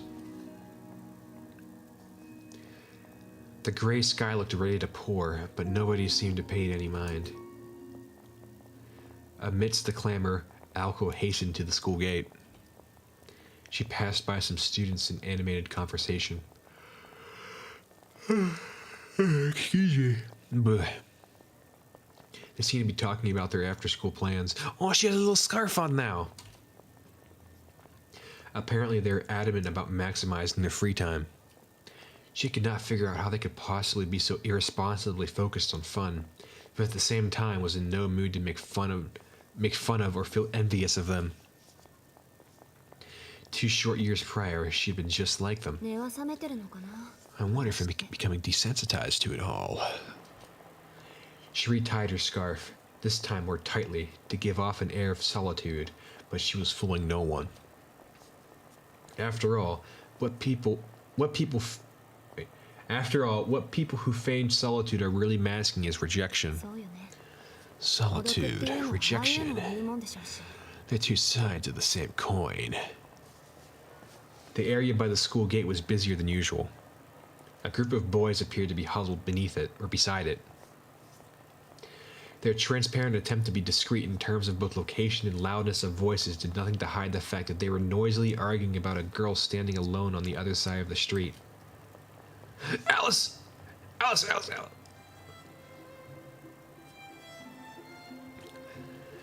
The girl was cloaked in a black cape. At first glance, it could have been mistaken for normal attire, but those from Misaki could tell that she had worn the uniform of a prestigious girls' school. Said school had no connection to Misaki High in either any way, shape, or form. The two schools were miles apart both physically and spiritually. A member of that school's student body was a rare sighting, as the majority were forced to live in a school dorm. Rain Girls Academy had a reputation as a school for princesses, and it was rare indeed for one of them to be slugging with the common folk. That alone would have been enough to cause the ruckus among the boys, but this girl looked the epitome of class. One could not help but describe the standing figure as charming. The way she silently, motionlessly waited was reminiscent of a meticulously composed portrait. Alka took one look at her before instantly recalling that one word, solitude. Okay, you lame brains. Don't you have anywhere else better to be? Disgusted, Alko barged through the gate. At this point, she would normally head home, but today she crossed the street to the waiting girl. Oh crap! Is that the student council president? Damn it, she's trying to chase her away. Let that girl be. She has the right to stand there if she wants to. She's gonna go nuclear. The president versus the angel. What gives, man? Who cares if she's from some other school? She's not even on school property, right, guys? Alko crossed the street, the complete series. You're watching it right now, baby. Personally, I'm excited for Alko lies down on the car floor. Don't mess with Madame Alko. You're just asking to be smacked. The boys ran their mouths behind her back. Not in the mood to shut her up, Alko walked right up to the girl and offered an informal wave. Something the matter, Alice? I told you before, there's nothing of interest for you here. For real? Alko heard the boys by the gate lose their collective minds and did their best to ignore them. I wanted to be sure, but... Alko? Those people are a nuisance. You think? I'll chase them off. In contrast to Alice's small voice, Alko spoke loud and clear. Naturally, this was on purpose, so as to deal with the riffraff by the gate all at once. Crap, she's coming this way! Hey, stop pushing me, move it! I'm out!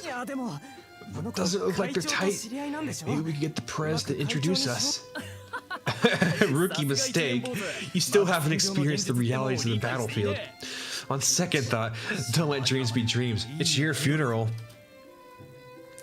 Perhaps because of too many of them had gathered in one place, the mob entered a frenzied panic as they tried to escape. Alko addressed them all. Well, well, well, what do we have here? If it isn't the Go Home Early Club, would you mind telling me what you're all doing gathered in a place like this with no club activities to attend? The student council president stared daggers at the boys. In any case, exams are coming up. It sure would be horrible if instead of going home to study, you were lording around just to ogle another school student, would you? Wouldn't you agree?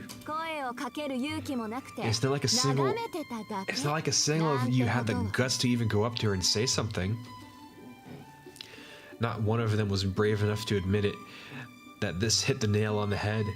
If any of them had had such courage, they would have already been chatting with the young lady up. I think I forgot something in the classroom. If I'd known it was going to end like this, I would have at least gone down trying. What if we go borrow binoculars from the astronomy club? I'm sure we can get a good view from the roof.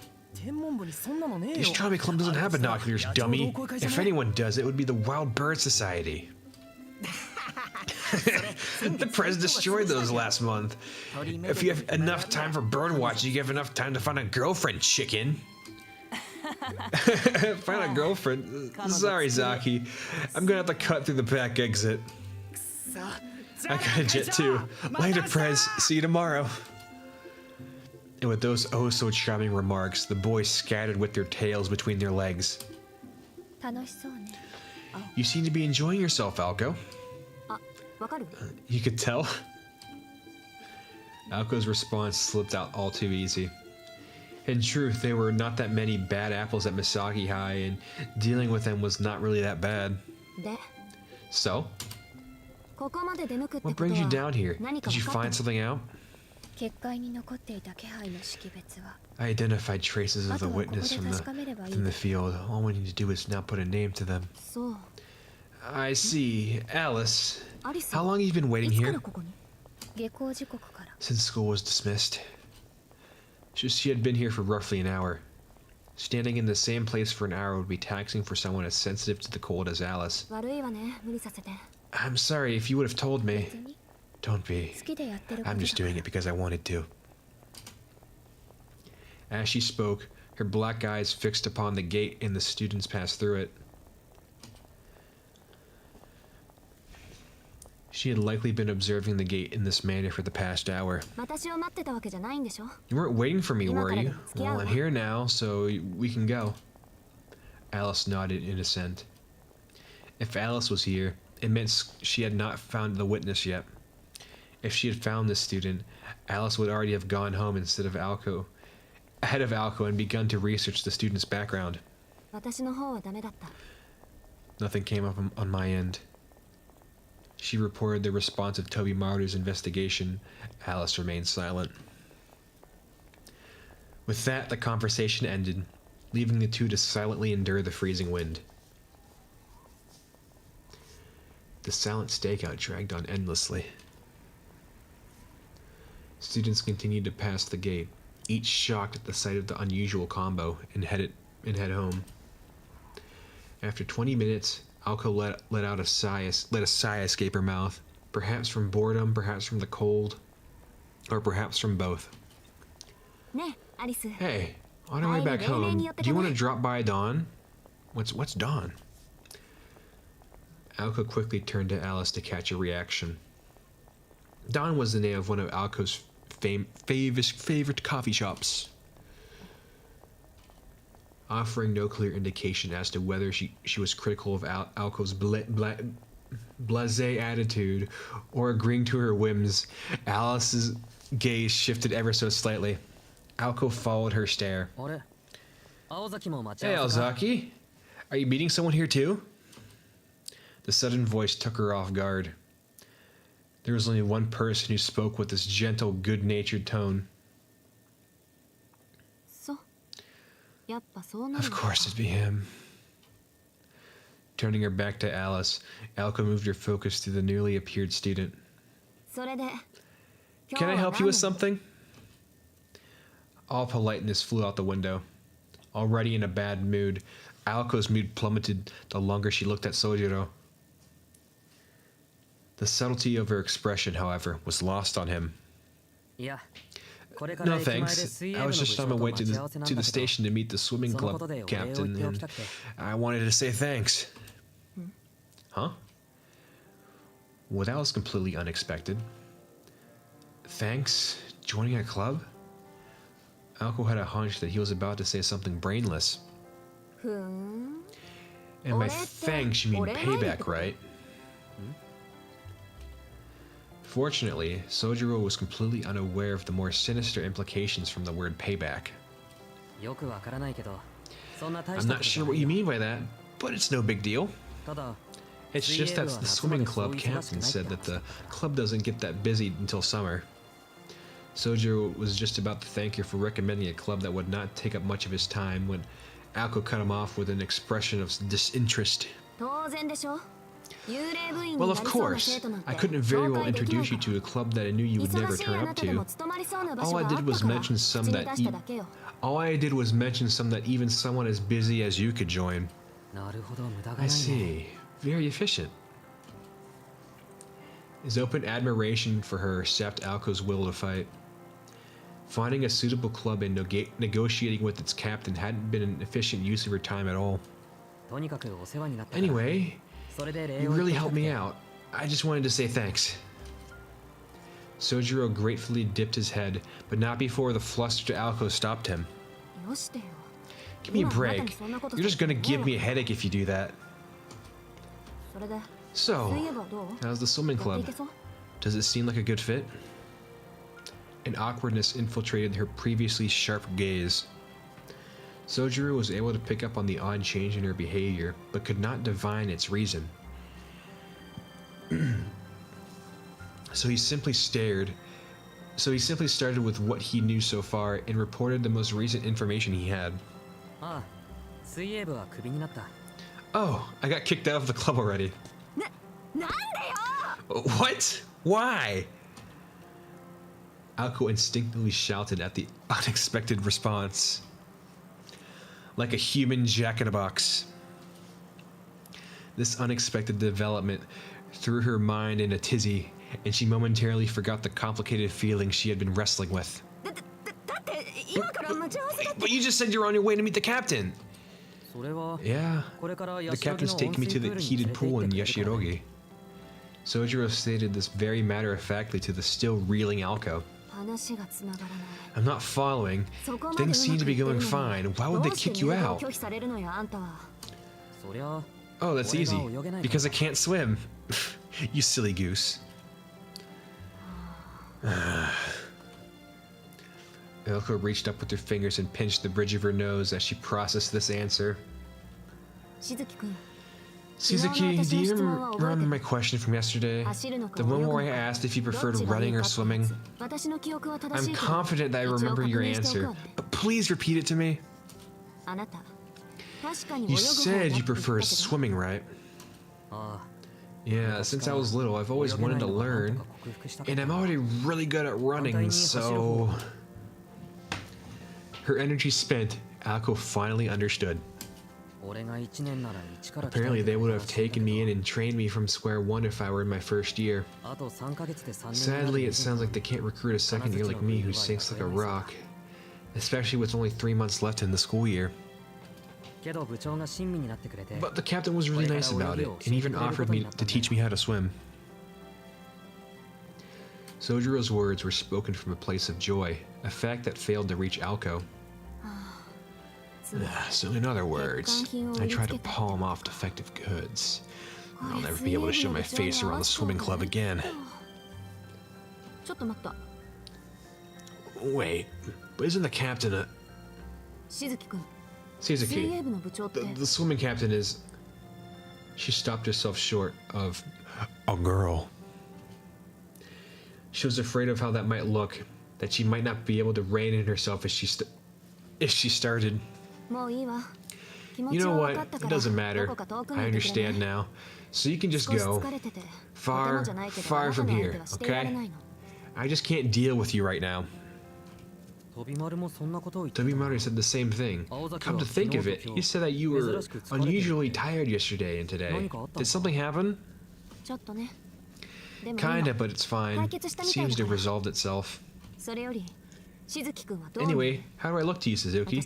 Do I really look that exhausted? Why had she asked him this? Blurting out things for no reason and on impulse?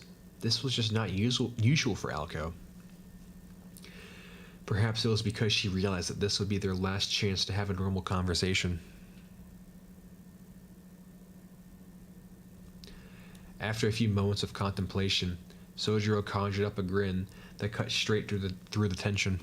Well, I would say you look more lively than you do tired, like a wolf that's been forced to plow the fields for a long time, but is excited to finally go on a hunt again. Let me get a little sippy.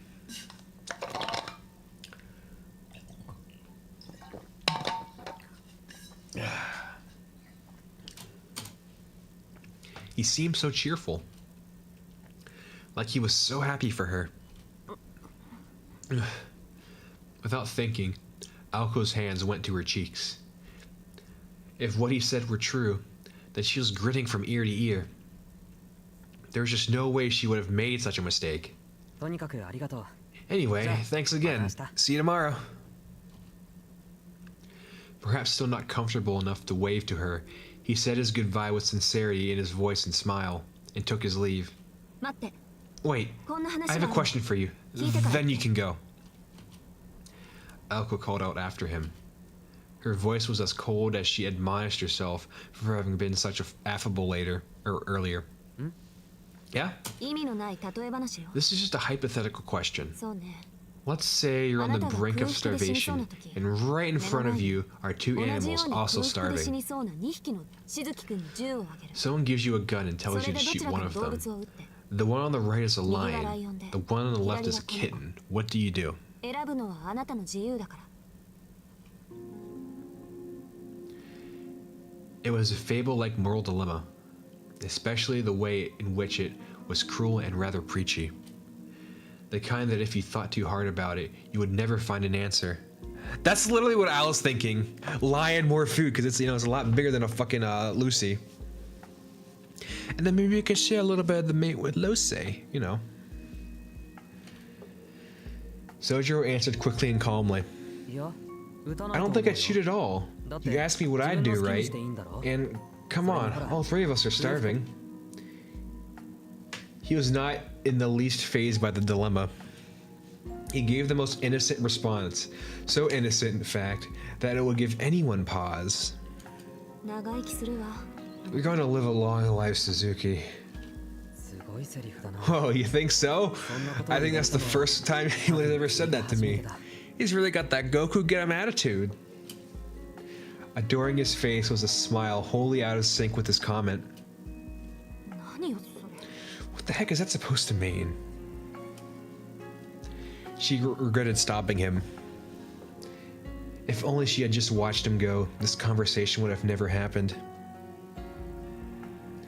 Sojiro Suzuki made his way down the sloped street. Today, just like every day, he probably had to work late again. Only Alko and Alice remained, with Alice doing what she could to simply blend in. つくづくこっちのペー That ジを harmless 取って hick くれるわ really, ね。 that harmless hick really throws me for a loop. Alko clenched her right fist tightly as she cursed out loud. Anything to prevent her from screaming at the top of her lungs. Whatever that scream would be directed towards, Sojiro or towards herself, was another matter entirely. Alko. Alko heard Alice's soft voice behind her. Alko knew what she was going to say, as she had known for the entire time. Ever since Alice, having showed no reaction to any of the other students, changed her expression upon seeing Sojiro. 言わなくてもいい。 You don't need to say it. It's him, right? The witness. Her voice was cold as ice. It was the voice of someone talking about a complete stranger. Cheap viewers on streamboo.org. Deny.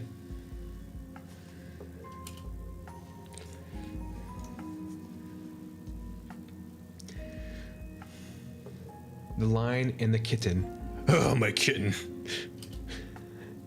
There were pros and cons to choosing either of these animals. The point being that she had to ask him to kill one of them. In terms of risk, the lion was the more dangerous choice. The instant the gun was pointed at it, there was the chance it would fight back. I don't think a lion knows what a gun is. You can probably shoot it before it tries to attack you. That's what I'm thinking. Those who chose the lion required more courage, but any sense of guilt that came along with holding the gun would be forgotten. Lions are fierce creatures, a poor excuse to shoot an animal, perhaps, but one that certainly helped alleviate the guilt.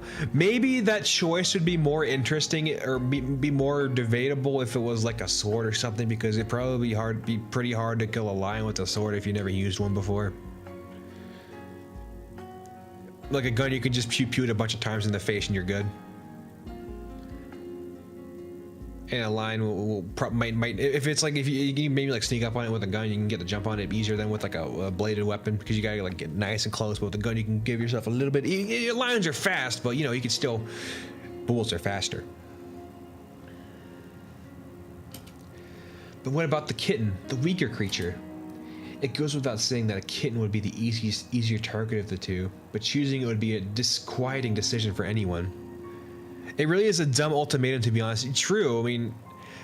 I would no doubt try to kill the lion first. Well, first of all, what kind of gun is it? I mean, if you got like a heavier gun, that'd be a little bit easier to kill the lion with. Because I feel it can probably survive a few 9mm if you don't shoot it in a good spot.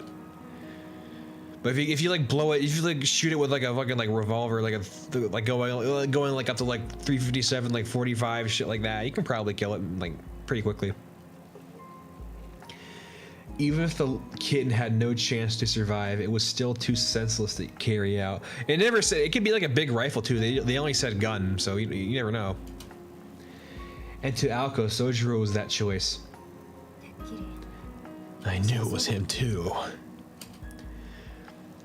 When she had felt that sinking feeling in the student council room, she ignored it.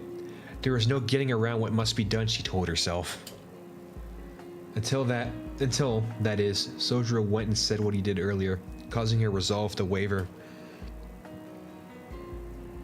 But the discomfort in her chest did not stem from any guilt she might have felt. But now a real ultimatum, you know, one of the most toughest ultimatums is, you know, the Grinch's ultimatum. That's a very difficult one. Then, will you be the Santa? Will you be the Grinch? You know how it is. She could care less for Sojiro. He was weak and would be incredibly easy to deal with. By the way, Sojiro is going to be coming soon to Fate Grand Order, along with Alice and Alko. Coming soon to the iTunes and Android App Store. Fate Grand Order.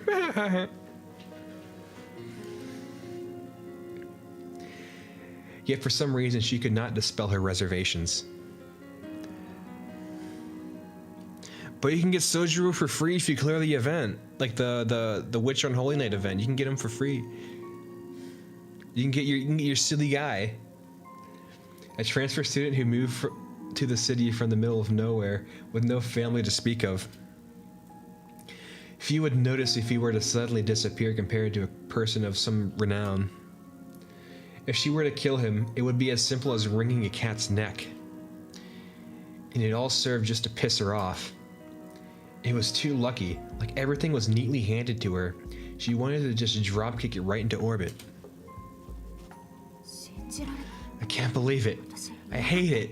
This isn't how it's supposed to be. Why am I like this? Standing behind her, Alice heard all of the muttering.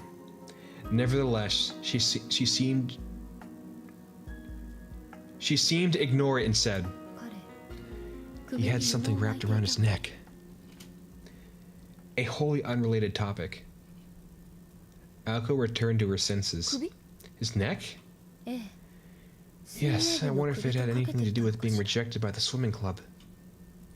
Alice had put much thought into this, as if it had deeper meaning to her somehow. I mean, I'd noticed that for a while. I'm surprised she didn't. Now that you mention it, I saw him wearing the same thing the first time he went. I must have missed it because he was always had his collar done up. The conversation turned to idle nonsense. And though it solved none of their current problems, it did help calm Alko's frazzled nerves. Thanks, Alice. I'm good. I'm ready to go. Let's strike while the iron's hot and end this before he spreads any rumors. Pumped once more, Alko turned her back to the school gate. For now, they would retire to the mansion and prepare for battle.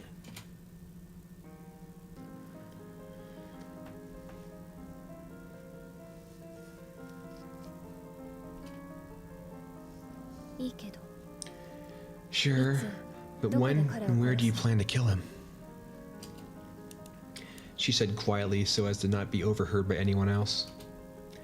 Normally, Alko had to rein in that sign of Alice, out in the open as they were, but this was far more than a normal situation. Tonight, as for the place, we shall meet him in the land of dreams. She gave a fearless laugh.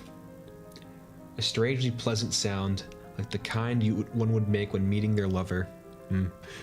I wouldn't know.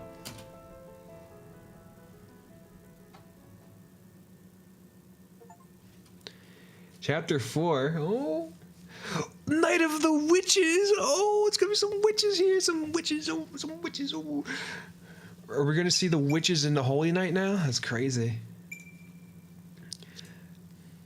Check DC. Yo, what? Yo, the Blue Fool merchandise, the Miscreants, Blue Fool hat, the Blue Fool phone case, the Blue Fool t-shirt, the Blue Fool shirt. Oh man, you know, hold on guys. Oh yeah, guys, we're going to the Blue merch store. I can't wait. I can't wait to buy products. The page is loading. Please hurry, Redbubble. I must purchase these all right now. Where the fuck are no results? What the fuck, Redbubble? Hurry up and load them. Yeah, it needs approved. Well, fuck them. I want to buy it now. Those bastards.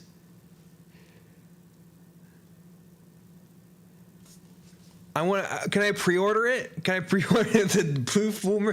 When's the Blue Fool plushie? That's what I want to know. Or the Daki cover. That's what I want to know. Maybe I'll be able to sell enough merch to afford Higurashi. Buy me Higurashi. Send a gift card so I can buy Higurashi. Already saved. Email Fumo, please. Yes.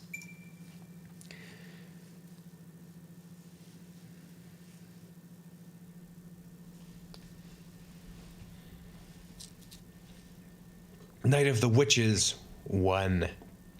Or I. Soju returned to his apartment on foot as per routine under a blanket of clouds in the night sky. The rusty stairs of his apartment building clanged with each step. Out of the corner of his eye, he could see the bicycles parked by the apartment building's outer wall. He debated on the pros and cons of a bicycle, how much easier life would be versus the expense, the convenience versus the necessity, but in the end, he decided one was not just right for him for now.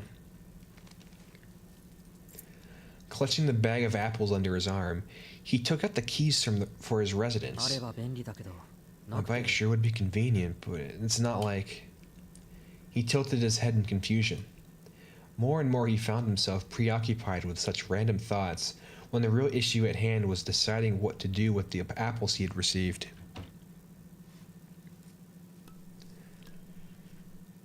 He placed the paper bag by the sink and switched on the lights. It was just after 10 in the evening. With the end of term exams just around the corner, he had come home an hour earlier than usual. As he made back for the kitchen to pick up one of the apples to snack on, he found an envelope stuffed in his mail slot. The envelope had no name, return address, or stamp. Inside was a single piece of paper that had only the sender's name and a short message. It read, "There's something we need to talk about tonight. It's important, so I'll be waiting. Needless to say, you need to keep this a secret." A concise set of orders, neatly written. It was signed by Aoko Alzaki. She had been considerate enough to enclose a detailed map of the meeting place. Puzzled, he cocked his head to the side and then headed out the door.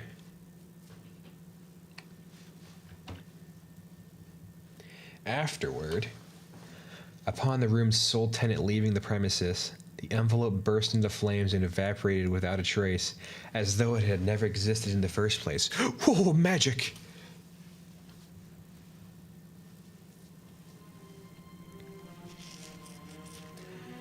By the late 80s, Japan's post-war economic boom had somewhat stabilized and the city experienced a period of steady growth. The city's modernization marched on, and the Japan Railway Station, a symbol of the new era, neared completion. In Misaki's neighboring town of Yashirogi, a new symbol of its own was about to be born.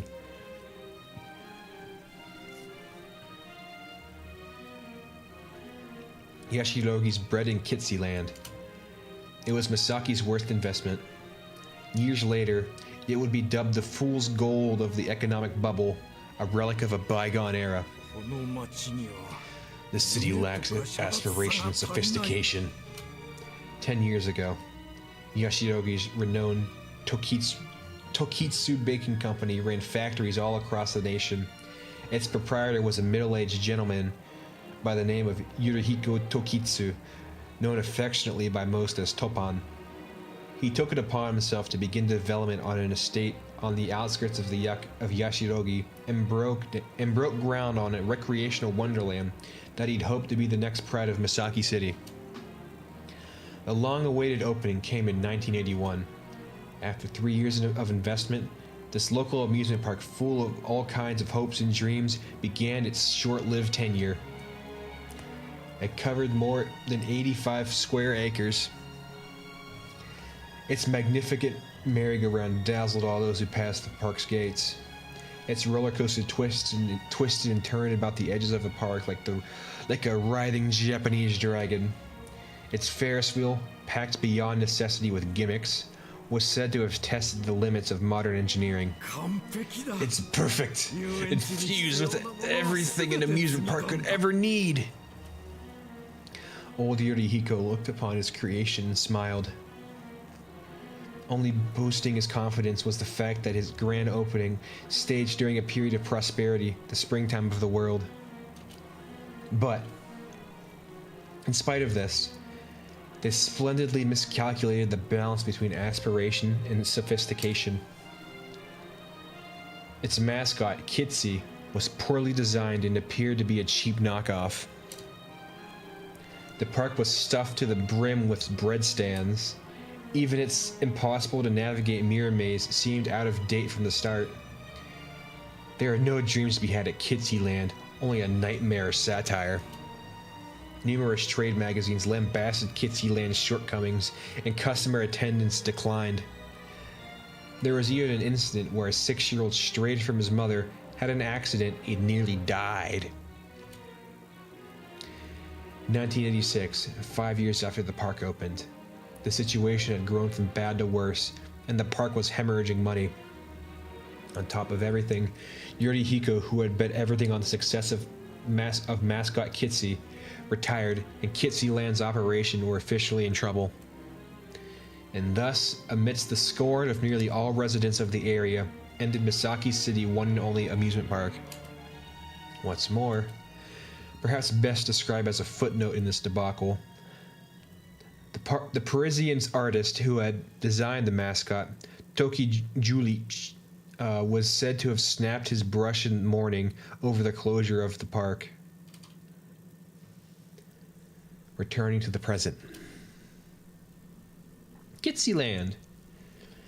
It was midnight, and the Kitsy Land of today was a shadow of its former glory. Like a doll abandoned in the corner of a toy box, the lonely park was illuminated only by the light of the town that continued to live around it. So that's what happened. Sojiro closed the Yashirogi guidebook that he had picked up on the way here. The story of its history was almost difficult to believe, but he supposed that this was what people referred to as entropy. The park's front gate was unlocked. When he worked here from the previous time, the iron fence was locked shut with a rusty chain, but the chain was nowhere to be seen and the gate left ajar. Following the map drawn in the letter, Sojiro quickly made his way inside. It sounded urgent, but to meet this late at night? What in the world could she want? Welcome back. We just gave a little history lesson on Kitsy Land, the abandoned park in Misaki City that Aoko told Sojiro to meet at because she wants to kill him or something. I don't know. We truly are the last single virgin VTubers. Yeah, I'm a virgin with rage. I'll never find my true and honest sweetheart. Oh, she's gonna confess. Yeah. It was probably because, in spite of his naivety, even he knew that something was amiss. Though the park was abandoned, this was still trespassing. unlawful entry, larceny, burglary. These were certainly not things or perhaps crimes that Sojiro was proud to do, but すまない。お金は sorry, 払えない I んだ can't pay you any money. ただで入って申し訳な I'm い。 really sorry for coming in for free. Money apparently was why his conscience was gnawing at him. Damn, bro, he wanted to, he can't afford to go to Kitsy Land. Oh no. He clapped his hands in apology towards the statue of Kitsy, on whose eyes the paint had begun to aptly dissolve. Sojiro passed the mascot bleeding red paint from its eye sockets and began to walk towards the night park. The building's colors had faded. The collection of machines was rusted. The man-made residents no longer felt the passage of time. Even the ghosts themselves could not endure the disparity between this forsaken place and its previous grand stature. It was like a fossilized dream. These were the ruins of a paradise both created and abandoned by man in reality. Abandoned by Disney! The economy had stabilized, and the standard of living was on the rise. Nobody was overly concerned with the future. These were the remains of a wild and exciting era.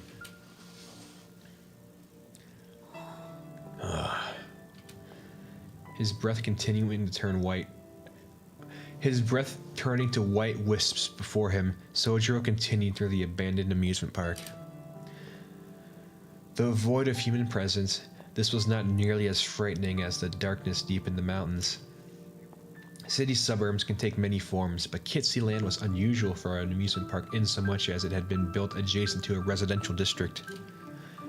The park was surrounded by a forest, but even that, ultimately, was man-made. It was no different from the curtains on the classroom window. If he were to scale the iron fence encircling Kitsy Land and break through the 20 yards of forested trees, he could make it back to the familiar townscape. Though the amusement park tended to arouse dread in city folk, to Sojiro it was little different from the commotion and terror of downtown.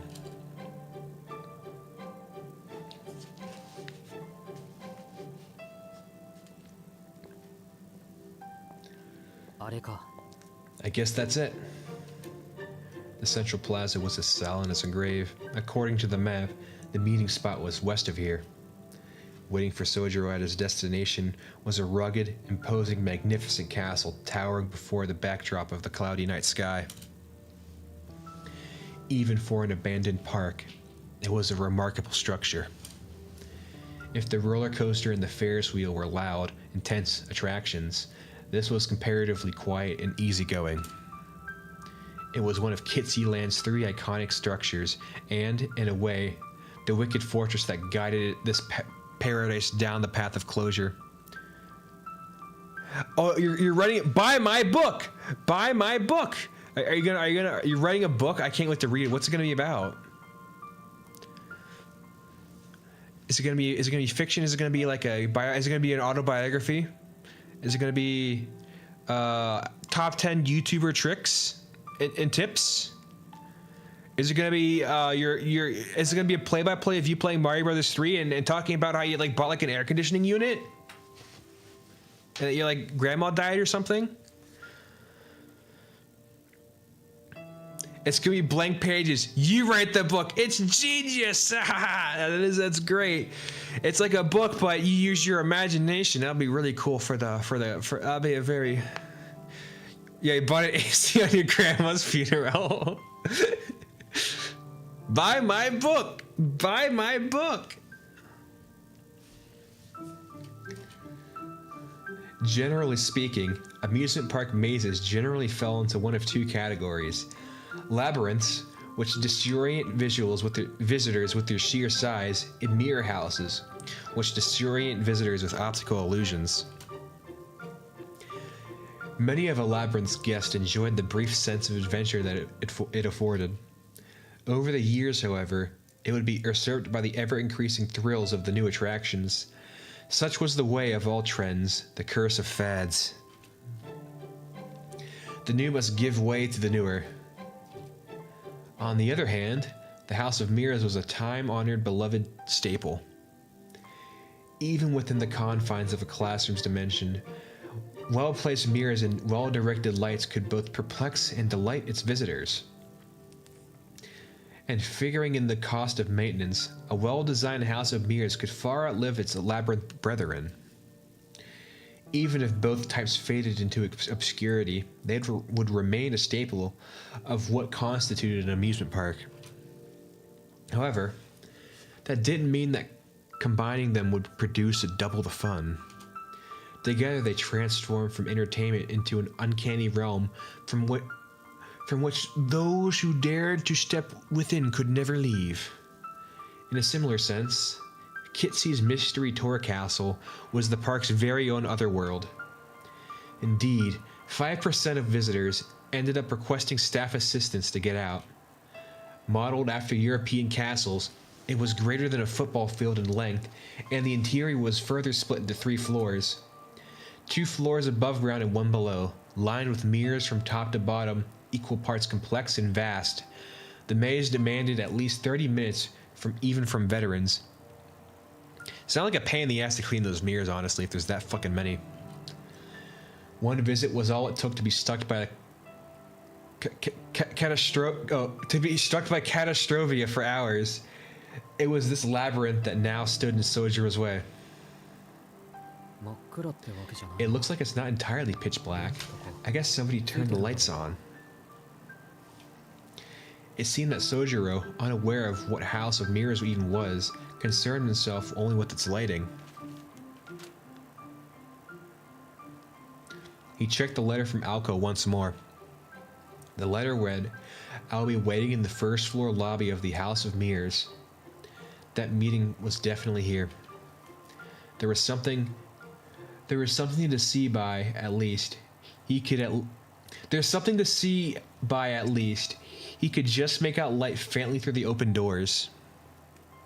Putting aside his suspicions, he headed towards the entrance. The sounds of his step against the brick-laid path echoed faintly. He was far from the hustle and bustle of the city. The park's clocks no longer made tick nor talk. Ah! And the winter's bite no longer blew in the night. From within the silence, the stillness that would cause any onlooker to hold their breath. Hello? Sojiro stopped abruptly at the entrance of the House of Mirrors. By the way, why are you over there, Ozaki? He called out, turning back towards the plaza.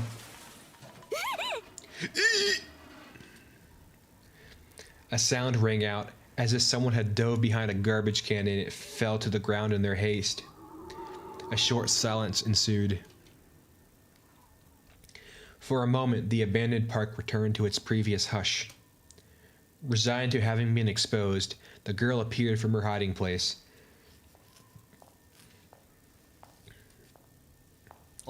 Oh, she got the dress uniform. She has the dress on now. This is the one she's like in on like the cover art. She's wearing this outfit. I very much like this outfit. Very good, very swag. This is also the outfit she's wearing on this nice Witch of the Holy Night doujin I have right beside me. Very cool, very swag. Oh. His voice died in his throat as he took in the sight of the girl's familiar face in unfamiliar attire. This Alco, with her long hair flowing in the breeze, was different from the Alco that Sojiro knew. Aw, shit. The resolute stance and posture she took exuded the strength of her will. She stared directly at him with a sharp-eyed, piercing gaze. Her eyes were glowing with a dim phosphoric light, enough to give Sojiro pause that he might be hallucinating. An icy coldness and a girl's strength. Sojiro lacked the sense of danger, but the sense of imbalance caused even him to feel malice in the air. Yo, I got a follower, Little Xeno Star, welcome. Add you on Discord? Cool. I don't even know who you are. I don't know if I want to squad up. I'm so glad you're a big fan of of Witch Unholy Night. Go have fun. Whatever. I'm not gonna really. I don't really have any plans on adding anyone just like that. I don't even know you. I don't know you. Are you big fan? You're gonna add my big fan little Xenostar. Go ahead. You can go see what he wants, because I am in the middle of an intense witch moment. I am seeing this intense thing going on right now. And honestly, I don't have many games that I squad up on anyways, as the kids say. You know, I play, right now I'm playing Visual Novel. I'll probably be playing something else Saturday, but it probably won't be a multiplayer game, because I don't play many multiplayer games nowadays. I play Stellar Blade a lot, because it's like my favorite game recently. I play Gacha game. I play, what? Bro, what? What is it?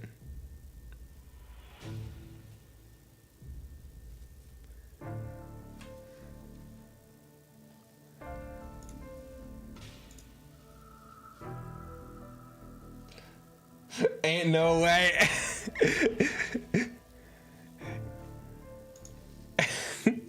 yeah, you can go talk to. I bet you two would be best friends. Okay, I'm gonna get back to my little story here. It was as though the Yuki Onna spirit of folklore had climbed out from the ghost story and appeared here in reality. Ozaki. Instinctively, Sojiro took a step back. Surprised, he was starting to feel disconcerted. An unpleasant premonition rose to the surface, bringing with it a sense of anxiety. In spite of this, he felt obliged to honor urban etiquette by seeing if she was all right. Did something happen to you? From the looks of it,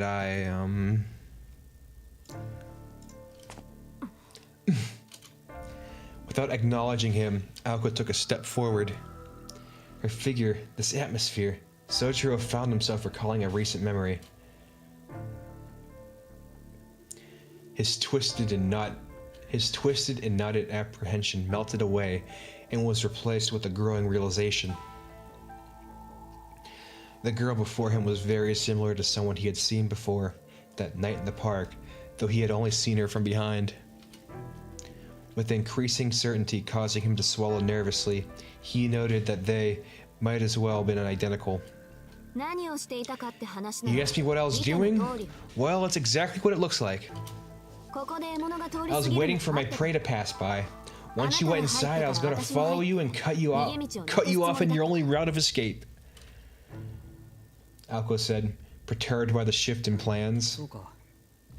Phew, I came to the right place. Sojiro was mightily relieved he had not gone to the wrong place. Yeah! It was unclear whether he felt confident about dealing with what was to come, or if he had simply failed to grasp the hopelessness of the situation. Aoko ignored his obtuse response and continued. You know, Suzuki, just like anyone else, some people may get on my nerves and some people I just really hate. But the funny thing is, my enemies are never people on my shit list. Cold emotion burned in her eyes. Her feet had already moved one step closer to Sojiro. Sojiro's sense of foreboding was growing stronger. Wondering if what he'd sensed was bloodlust, he retreated another step. Continuing as so, they maintained a distance of just 15 feet. As far as I can recall, I've never thought of someone I didn't like as an enemy. As it happens, I've even had enemies that I liked. And the reason is simple. She held her right arm out. The light about her was no illusion. It's simple, really. Anyone who throws me out of my whack is my enemy. Her arm moved again. It was instantaneous. Look at my balls. Something shot past Sojiro in the blink of an eye, missing him just a foot to his left.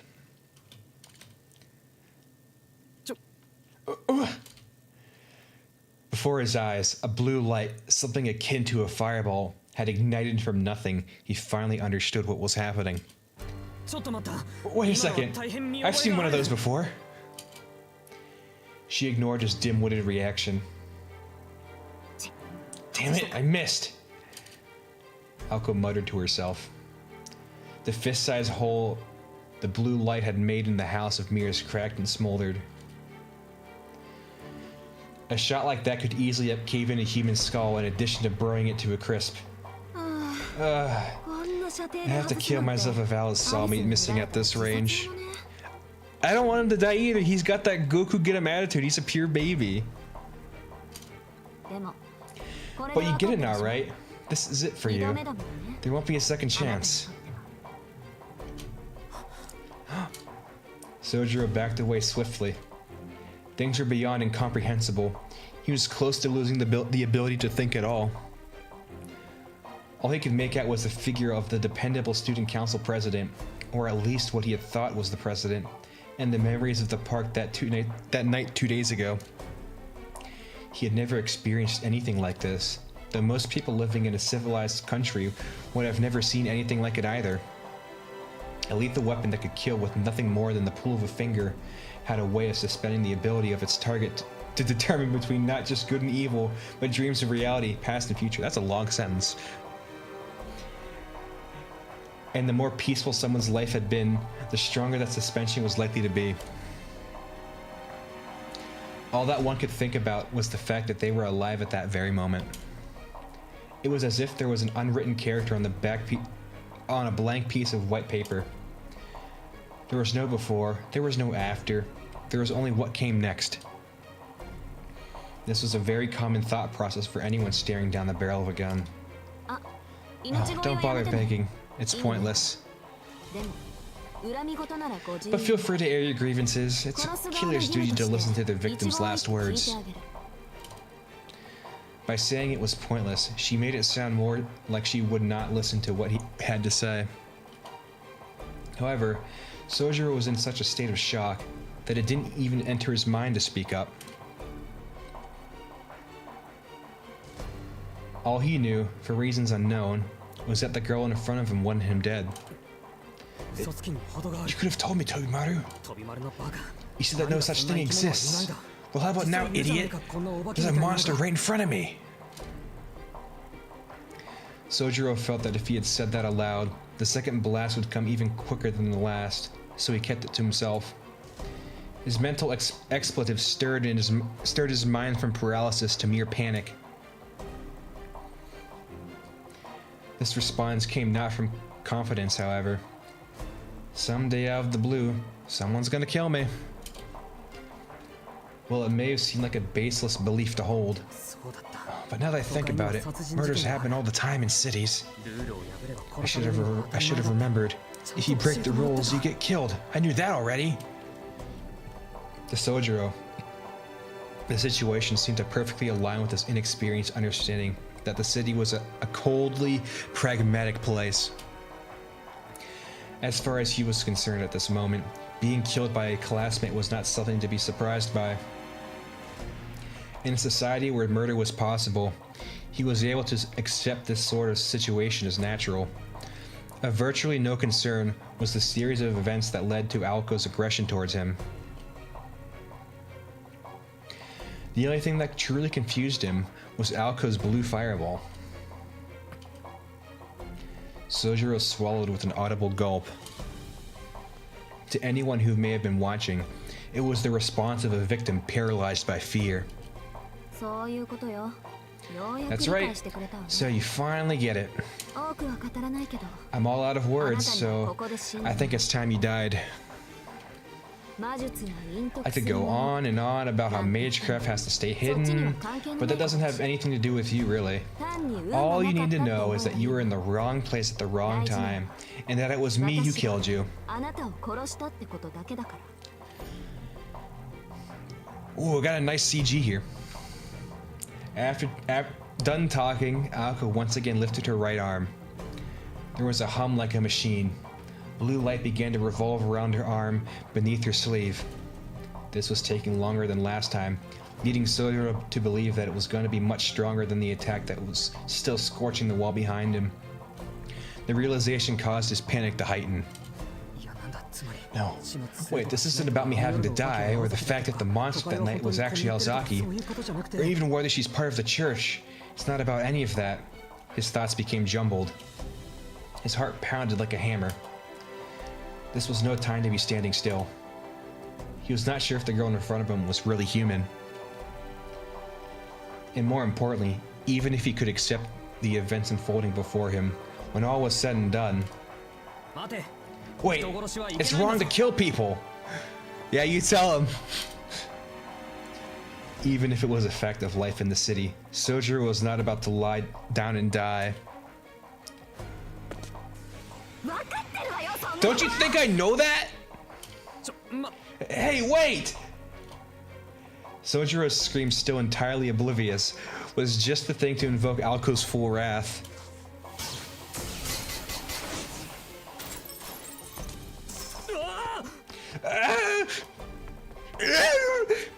Alko fired a barrage of magic blue bullets. In an instant, Sojiro dashed into the shadows behind him, into the entrance to the House of Mirrors.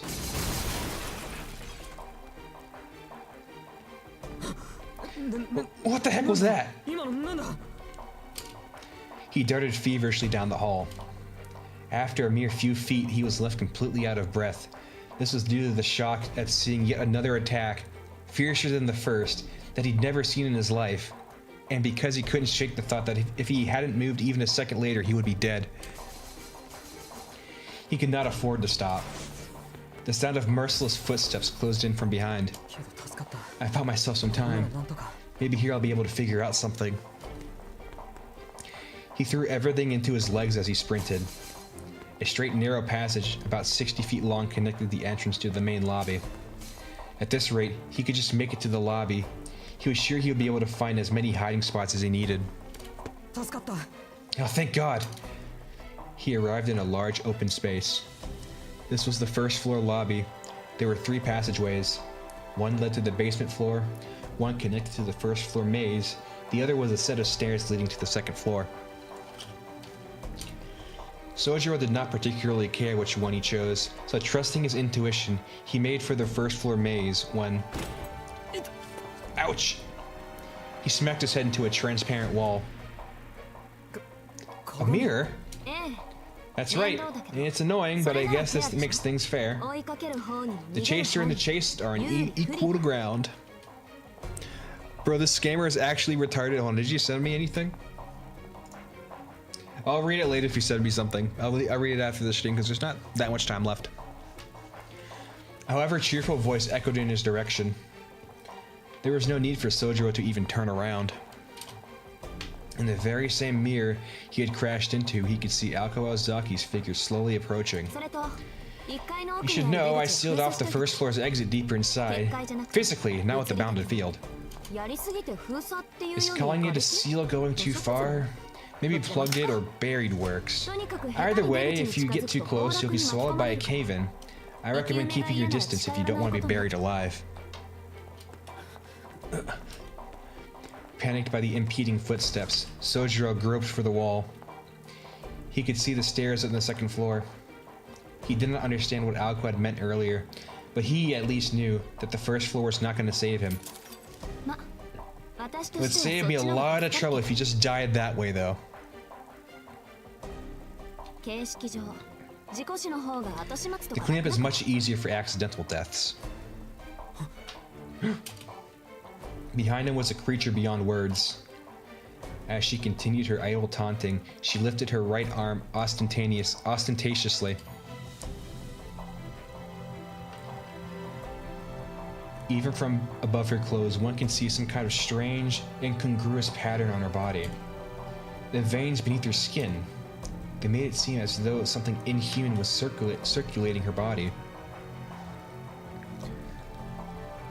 You know, out of all the shit I've been through with my exes, I could live with a girl like Alko. This is nothing. I mean, as long as you don't see her doing her silly magical things, you'll be fine. You know? mean, Alko, other than that, it seems like a pretty nice girl. She's a little bit of a tsundere, although I prefer the nice, what's the word? I prefer the more demure Alice, though. She's very pretty and quiet and soft-spoken and very cute. Oh. Whether out of pity or repulsion, Sojiro stopped for just a moment. His pursuer evaded his gaze. You've noticed then, I normally hide it with ointment, but today is special. It's called a magical crest. It's proof that I'm a mage, a mage's. You see this light revolving around me, right? It's the building of what formed that snap, those bullets. I'm feeling pretty good today, and I've never felt more confident to use my magical energy efficiently. I think I'm good for another 30 bullets or so. Perhaps she was on an emotional high, for her voice had become frightfully friendly. The substance of the conversation could not have been any more unsettling, however. I don't understand the thing you're saying, Ozaki. You don't? I'm telling you that I have 30 more shots in the tank. If you can escape before I use them up, it's your win. For today, that is. For today? You may have to do. I have to do this tomorrow too? Sojiro knit his brows. Ako's expressions creased into a scowl at his behavior. Although he was panicking, it seemed that deep down he still didn't feel the full weight of the crisis. She knew that he still didn't get it. I said my piece. 3 times over.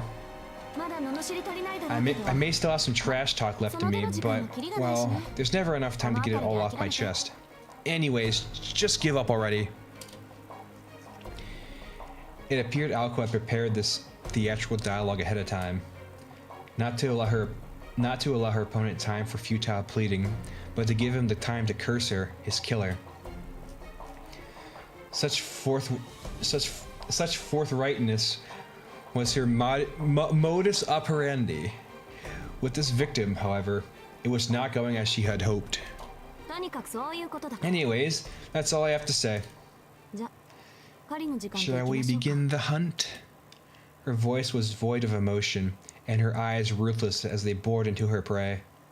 This time, Sojiro finally accepted that he was going to die.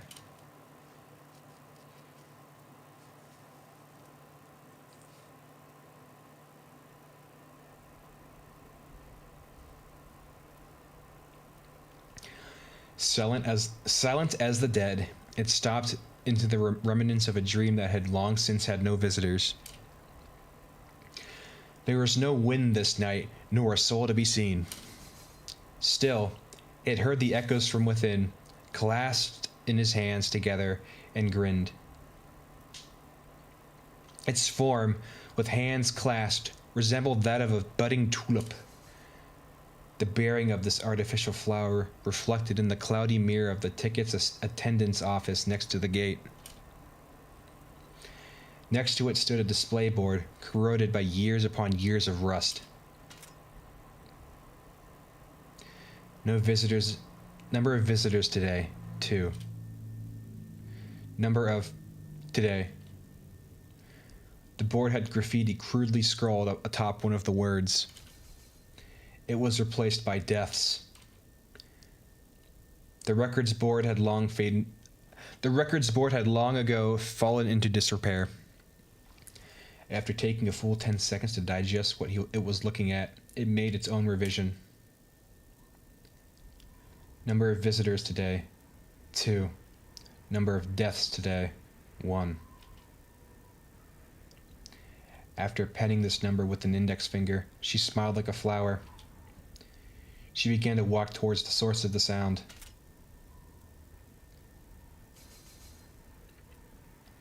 It had been 10 minutes since this rhapsody had begun to echo from the House of Mirrors. The amusement park's entrance returned to as it was before, soulless.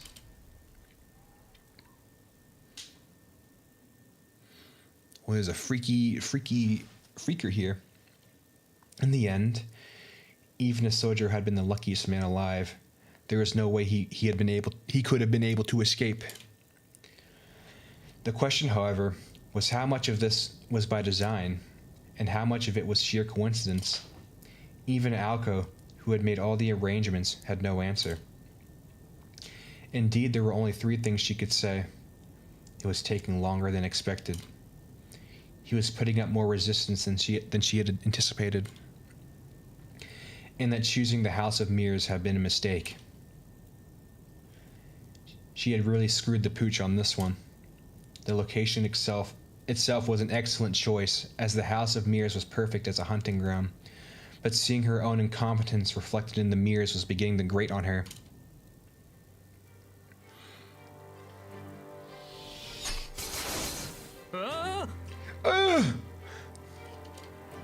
The moment Alco's right arm began to glow, Sojiro made a beeline for the staircase in front of him. A strobing series of blue flashes lit the room behind him. The hunter calmly followed her prey, and the prey desperately ran for his life up the stairs. Just what the doctor ordered. We can't very well let the best laid plans go to waste now, can we? In stark contrast to Sojiro's frenzied escape, Alco walked briskly up the stairs. She elected not to run after her prey in order to maintain a set distance. As she lacked confidence in her accuracy, she would be the most challenged if Sojiro bull rushed her and went down fighting. But at a distance of 30 so feet, he posed no threat. By the time her prey drew near, she could fire 10 shots and hit with at least 4 of them.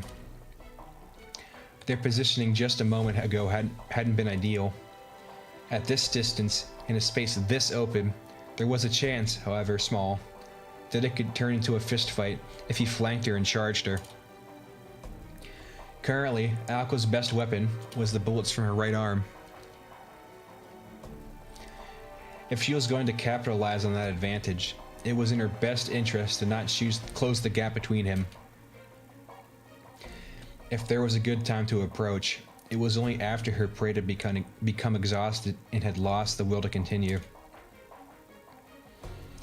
Would she pierce his leg, shoot him in the back? Or perhaps, would he just give up after losing himself in the labyrinth? The hunt would end when either target sustained some sort of injury and became unable to run.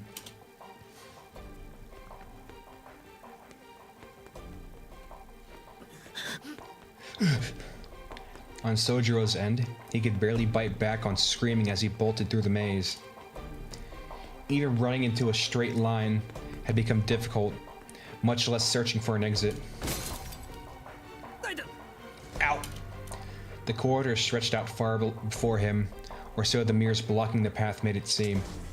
Panicked, he made a turn to the right. That hurt! Clutching his head in his right arm, Sojiro led with his left, groping through the air to see whether a wall was there or not. He dove down the hall to the left, narrowly dodging the bullets targeting his life.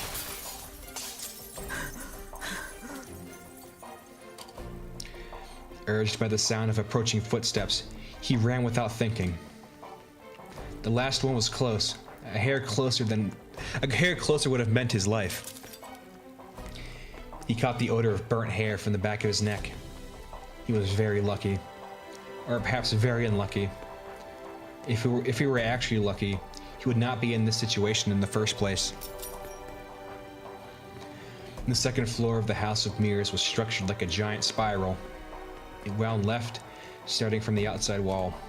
Eventually, it would lead to a dead end. The more he tried to escape, the more cornered he would become, as though he were trapped in a twisted guillotine. His stifled screams threatened to leak out as complaints. No matter what he did, he was going to be killed. All of his struggling merely served to prolong the inevitable. Yet he ran. No matter how many mirrored walls he rammed himself into, he ran. Even after crashing so hard that his forehead bled and he saw stars, he ran. Pain shot through him at every turn. The more frantically he ran, the more intensely he smashed into the invisible walls. His body began to understand this rule and begged him not to run anymore. His breath was already ragged after sprinting a couple hundred feet. No matter how he thought about it, this was not normal. This was way too crazy. This was all just a bad joke. If he turned around now, she would apologize to him for taking it too far. His mind had gone blank. As his body continued to slam into the mirrors again and again, his feet slowed as they began to believe that perhaps it really was all a joke. But then, he felt a chill, a touch of death upon his neck. It would not be an exaggeration to say that Sojiro knew this kind of terrible chill far too well. Ever since he had arrived in the city, he had come face to face with more than one or two near-death experiences. For someone who did not completely understand city life, his present predicament was not unlike when he experienced the traffic on the streets or the commuter rush on the train station platform. He was far from an innocent babe, unable to comprehend life for fear. Rather, everything he had ever known became irrelevant when he was flung into a completely different cultural sphere.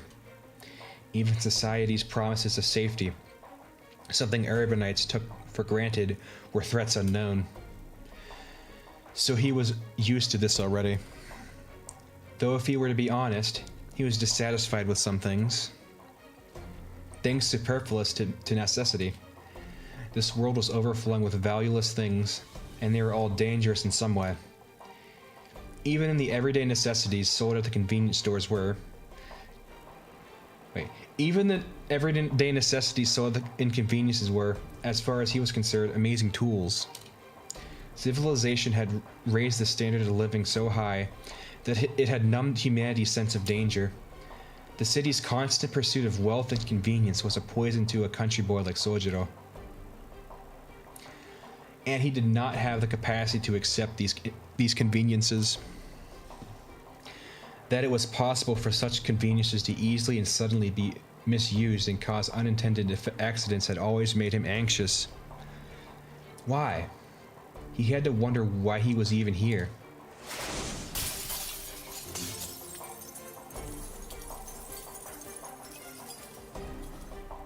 How ironic.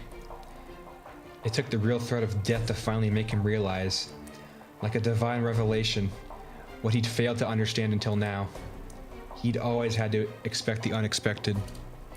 Near-death experiences were more common than one might think. To begin with, safety was something that came at a price. Being alive meant that the opposite was always lurking around the corner. It was just like a street light at night. When the sun rose, its illumination would naturally disappear. Another barrage of strange projectiles whirred mercilessly by him.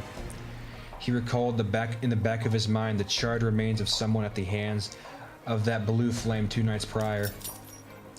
Somehow, this situation reminded him of a horse being led by a dangling carrot. For now, he lifted his head and continued to run through the labyrinth. But for what purpose? Though he knew the pain in his chest was very real, he felt disconnected from it. The night sky visible through the skylight was a muddy ultramarine, no longer resembling the one he knew. And managed to calm himself. Sojiro began to laugh in despair, as though something precious had been broken. Everything had become meaningless anyway. Even so, his legs somehow made their way towards the sight of her reflection in the mirror. Like a game of cat and mouse, Sojiro fled through the labyrinth of mirrors. Then after 4 minutes, that strangely unreal tension ended.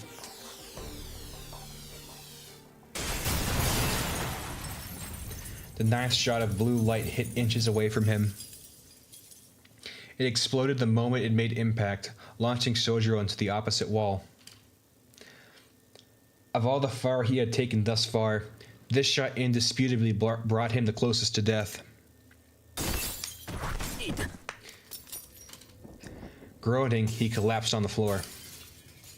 His back was on fire with pain. He was not bleeding, and was lucky he could even still scream.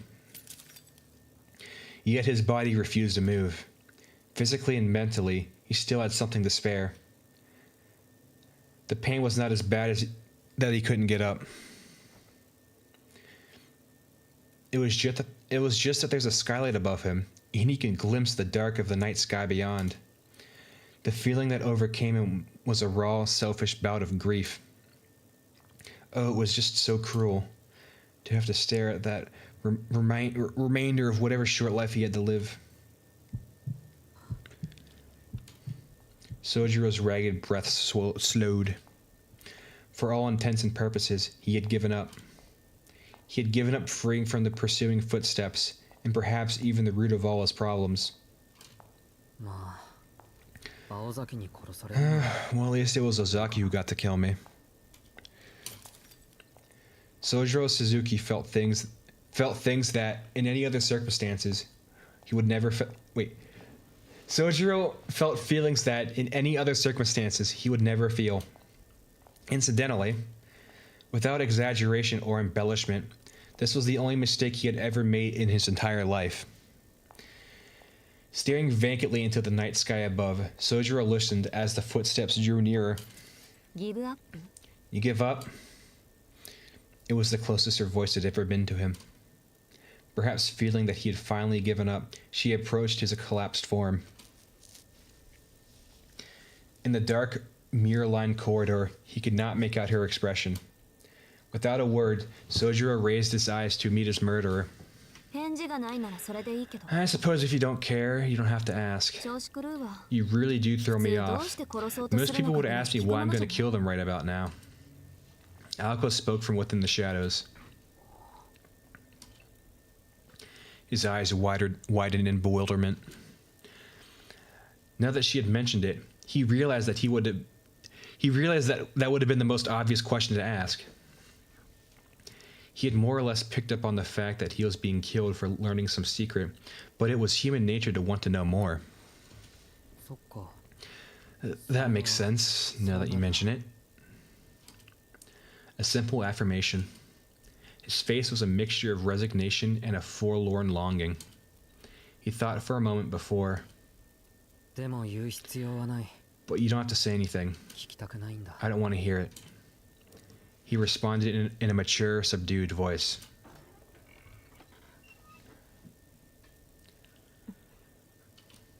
His response was clear, rather gallantly so. So? I see. I'm still gonna kill you. Aren't you scared of dying? Of course I'm scared. It'll probably hurt. His face turned wry as he objected, to which Alko frowned. Nigeria, Lagos. I wonder if it's nice there.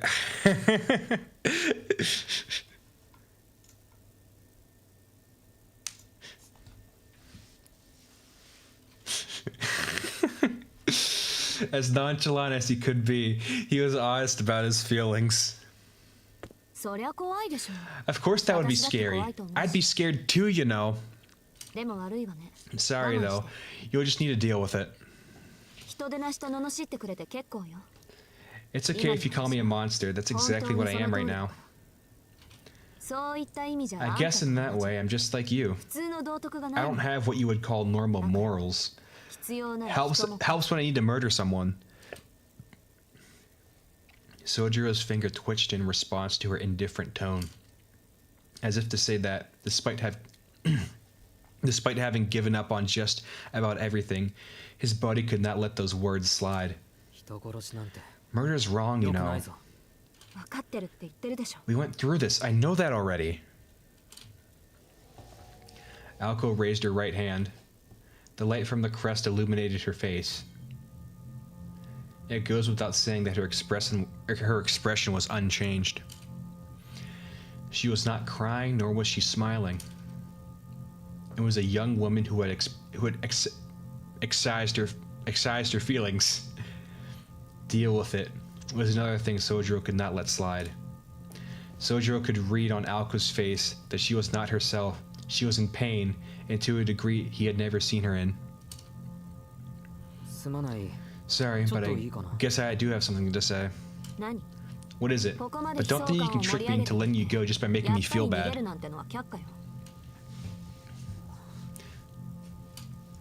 He unconsciously smiled at Alko's ruthless counter and breathed a sigh of relief. He had misread the pain he saw on her face. This was the Sam Alko. Sojiro laughed out loud in a genuine joy, a laugh that most other people would have taken as an insult. I'm starting to regret letting you say your piece. Or should I take that attempt to make fun of me as just that? No, I'm not laughing at you. I was just wondering if that person over there was a friend of yours, Ozaki. Out of nowhere, Sojiro pointed behind Alko. What? Alko thought that it must have been that old, overused distraction technique. If this had been a Japanese comedy act, this would have been the part where she gave him a whack with a paper fan. But after giving it a second thought, she realized that Sojiro didn't have the capacity for understanding old or even new tricks. What are you? Perhaps his honest disposition had been to his benefit.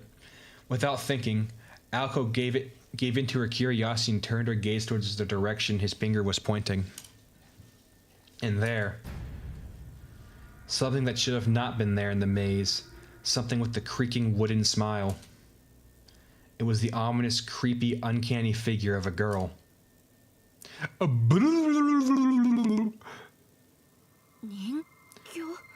puppet? An unusual figure with 2 arms and 2 legs stood silently in the darkness. If only for a moment, its beauty, which was even apparent from afar, dulled the insanity of the current situation.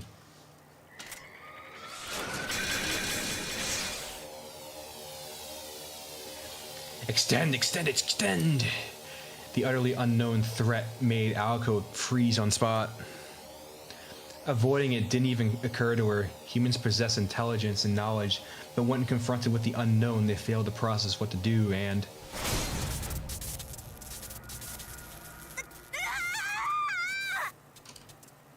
A shriek escaped Alko's mouth. The magical attack crossed the 30-foot gap in an instant. The arm of the girl, who had appeared at the rear of the corridor, was slender and quick. It extended to a near impossible length, striking Alko from behind. Alko crashed into the wall as she fought back an anguished whimper. The attacker retracted her arm. Ozaki! Sojiro sprang to his feet. He darted to her side and used all the strength he could to get her up to her feet. He could not believe how light she was.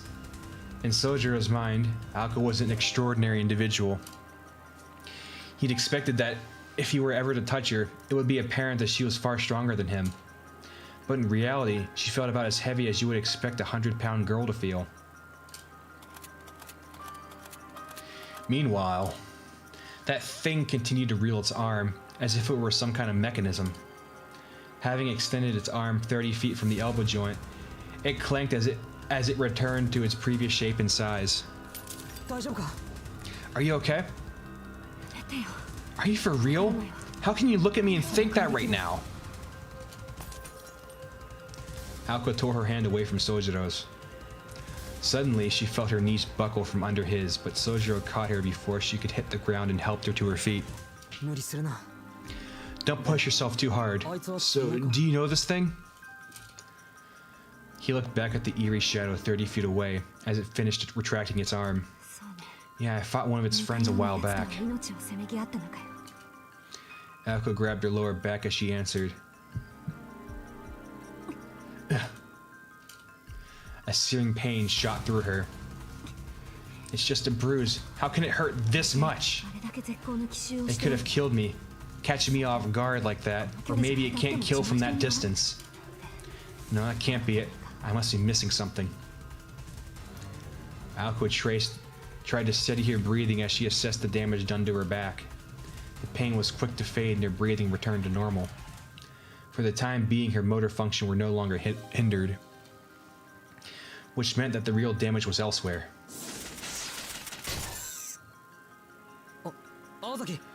Ozaki, you're... I know, just shut up already. The blue light glowed across the gloom. The magical energy generated by her breathing was accumulating in her right arm. If magical energy was the fuel, the formula was the igniter. For Alco, this was little more than a reenactment of 2 evenings ago. Next time the puppet extended its arm, Alco would fire a magic bullet as fast as she could. A battle at approximately 30 feet. As long as Alco could secure a 2-second window, she could create a counterattack to end their duel. It made its move. With its head tilted down, there was no expression to be seen, and in the darkness, its apparent age was impossible to make out. To the 2 humans, the puppet was not dissimilar to a faceless ghost. Its left arm slowly came up with a grinding sound. Its movements were dull, as if the joints were rusty. The right arm, which had been extended earlier, hung at its side. Though the puppet's mouth was hidden by its long locks, the sense was that it's smiling.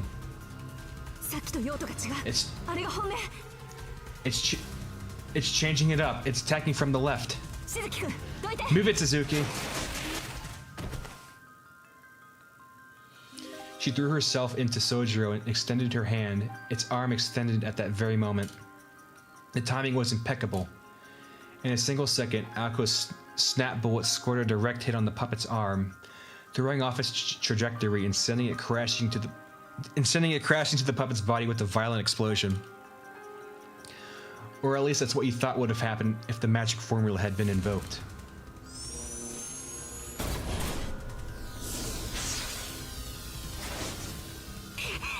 Huh? She barely avoided being struck again. When her magecraft failed her, intuition took over, and she just managed to get away. She got me. She knew what I was going to do. She clenched her teeth in frustration, her thoughts racing a mile a minute. Fight or flight? It had only one arm left, which would take some time to retract. This was the best shot Alco had to defeating it. If she could evade the right arm just a fraction, she could get close enough to...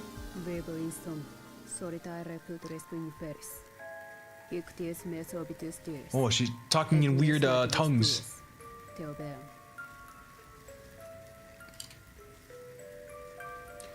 A crackle echoed through the corridor. The poetic murmurs contained enough magical energy for a mage to perceive. The verse itself was in Latin, but it contained hints of a language of curses, Gondar. Originally, they were words meant to curse a hated adversary. However,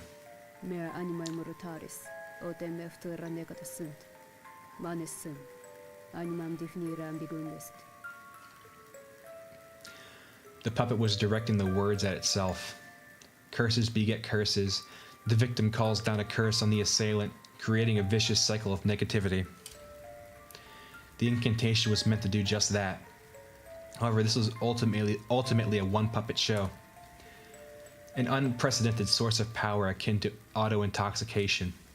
As unbelievable as it seemed, the cycle of curses had been turned into a perpetual motion device. You've got to be kidding me! Isn't this overkill? Alco abandoned the idea of digging her heels in. It was time to flee with all due haste. What do you think you're doing? Come on! She grabbed Sojiro's hand and ran as fast as she could into the realm of mirrors. The crackling voice continued its murmuring behind them. Oh my god, I get the fucking point! Quit speaking in weird tongues! Death be upon you.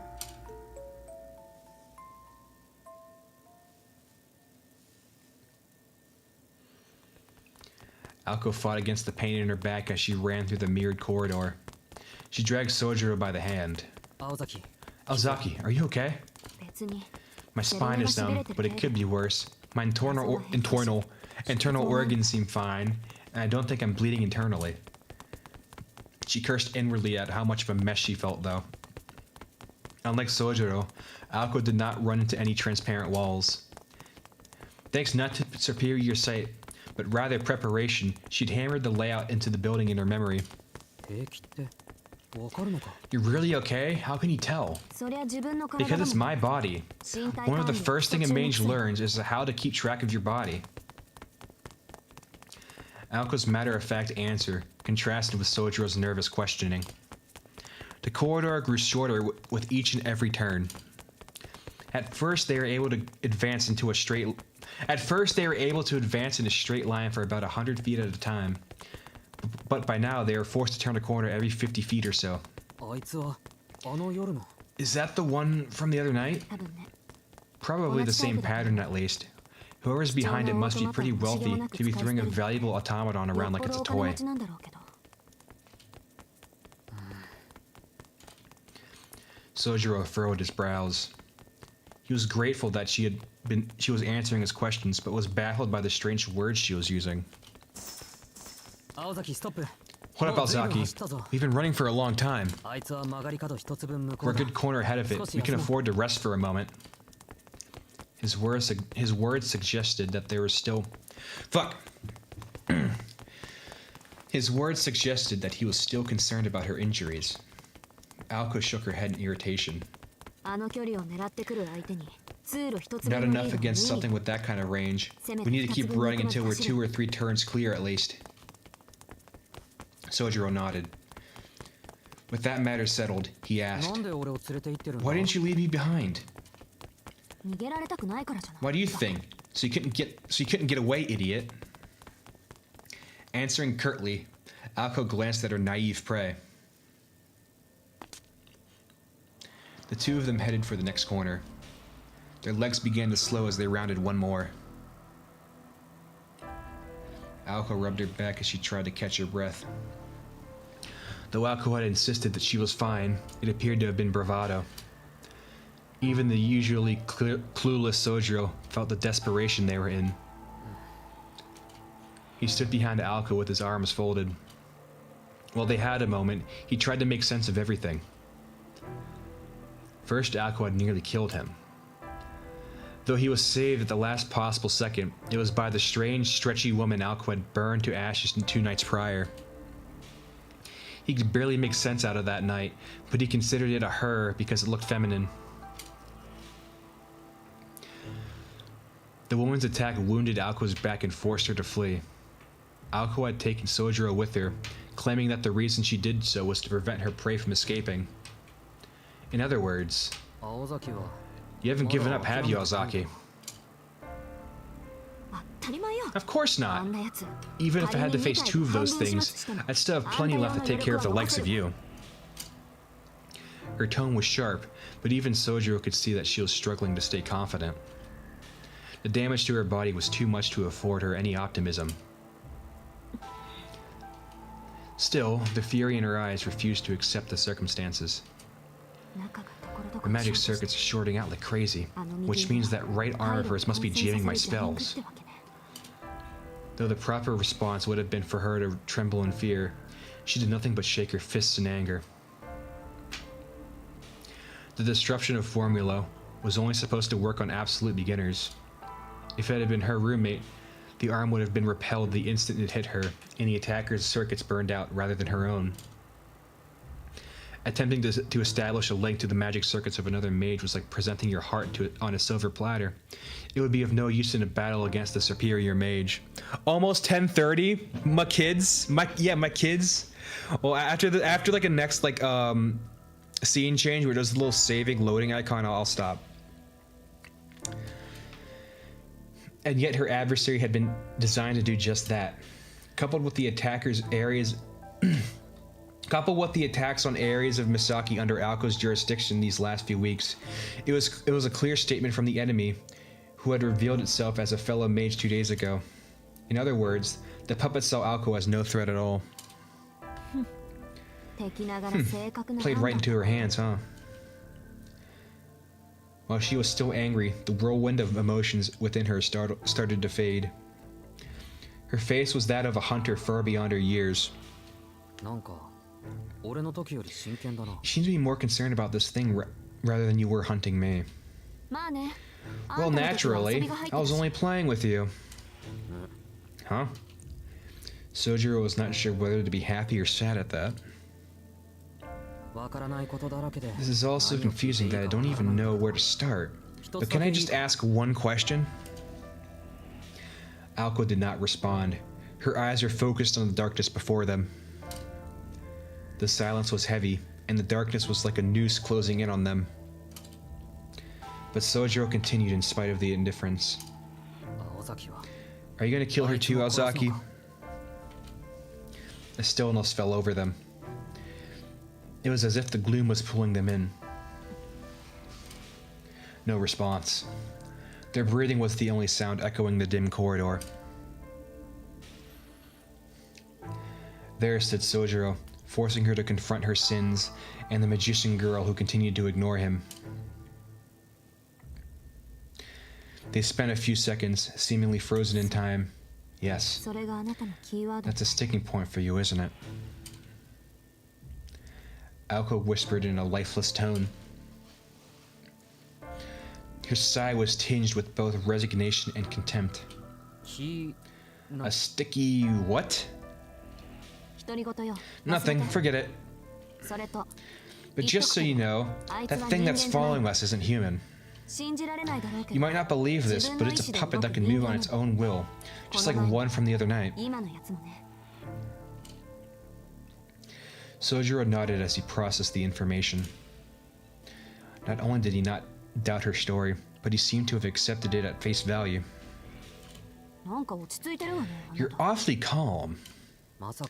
No, wait, I have no idea what's going on, so I'm just trying not to think about it too hard. The part about it being a puppet isn't too surprising to me, though. What? Are you saying you've seen one of those before? What do you mean? Aren't all puppets in the city like that? Well, she barely stopped herself from falling to her knees. Of course, how could she have forgotten? She was dealing with a bona fide natural-born moron. As a student who transferred from the isolation of the Maltans like an endangered species, his utter lack of common sense rendered anything miraculous as mundane. If automobiles were like moving hunks of metal, then moving puppets were nothing to write home about. Wait, that meant... To him, the incident from the other night hadn't been extraordinary at all. He might have even assumed it was everyday occurrence in the city. I give up, you know. I'd really like to get a look inside your head someday. Honestly, I have no idea how you've even made it this far in life. No wonder you're such a weirdo. Normally, people wouldn't react the way you did when I attacked you. I could have been a monster or a ghost, but for you, it was just another fact of life.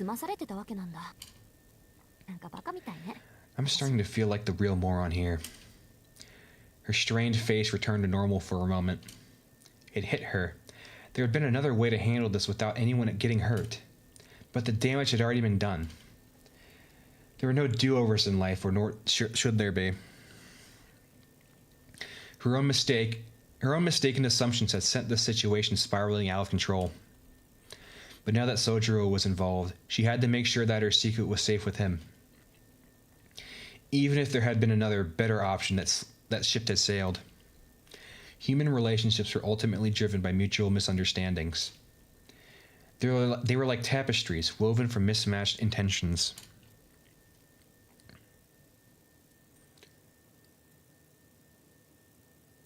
Okay. Break time was over, and stream is over too.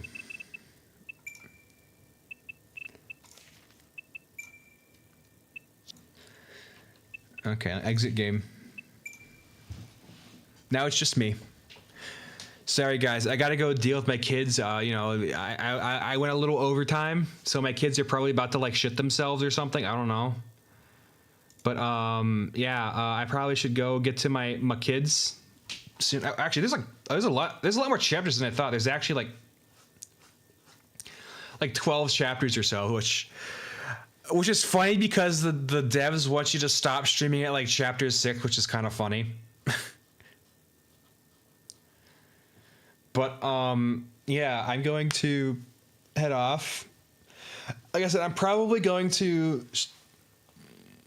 stream the other chapters, but do them in like I'm not gonna like have the VODs public, just so I don't get trouble down the line. But whatever.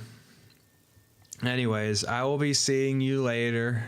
Is my sweetest Xenostar is not here anymore. Well, fuck her. She's not in here anymore. I can't believe this. My number one fan isn't here anymore. How dare they? How dare they? But anyways, I'll see you later, bro. Happy Mahoyo stream. I will be streaming it again soon. Goodbye.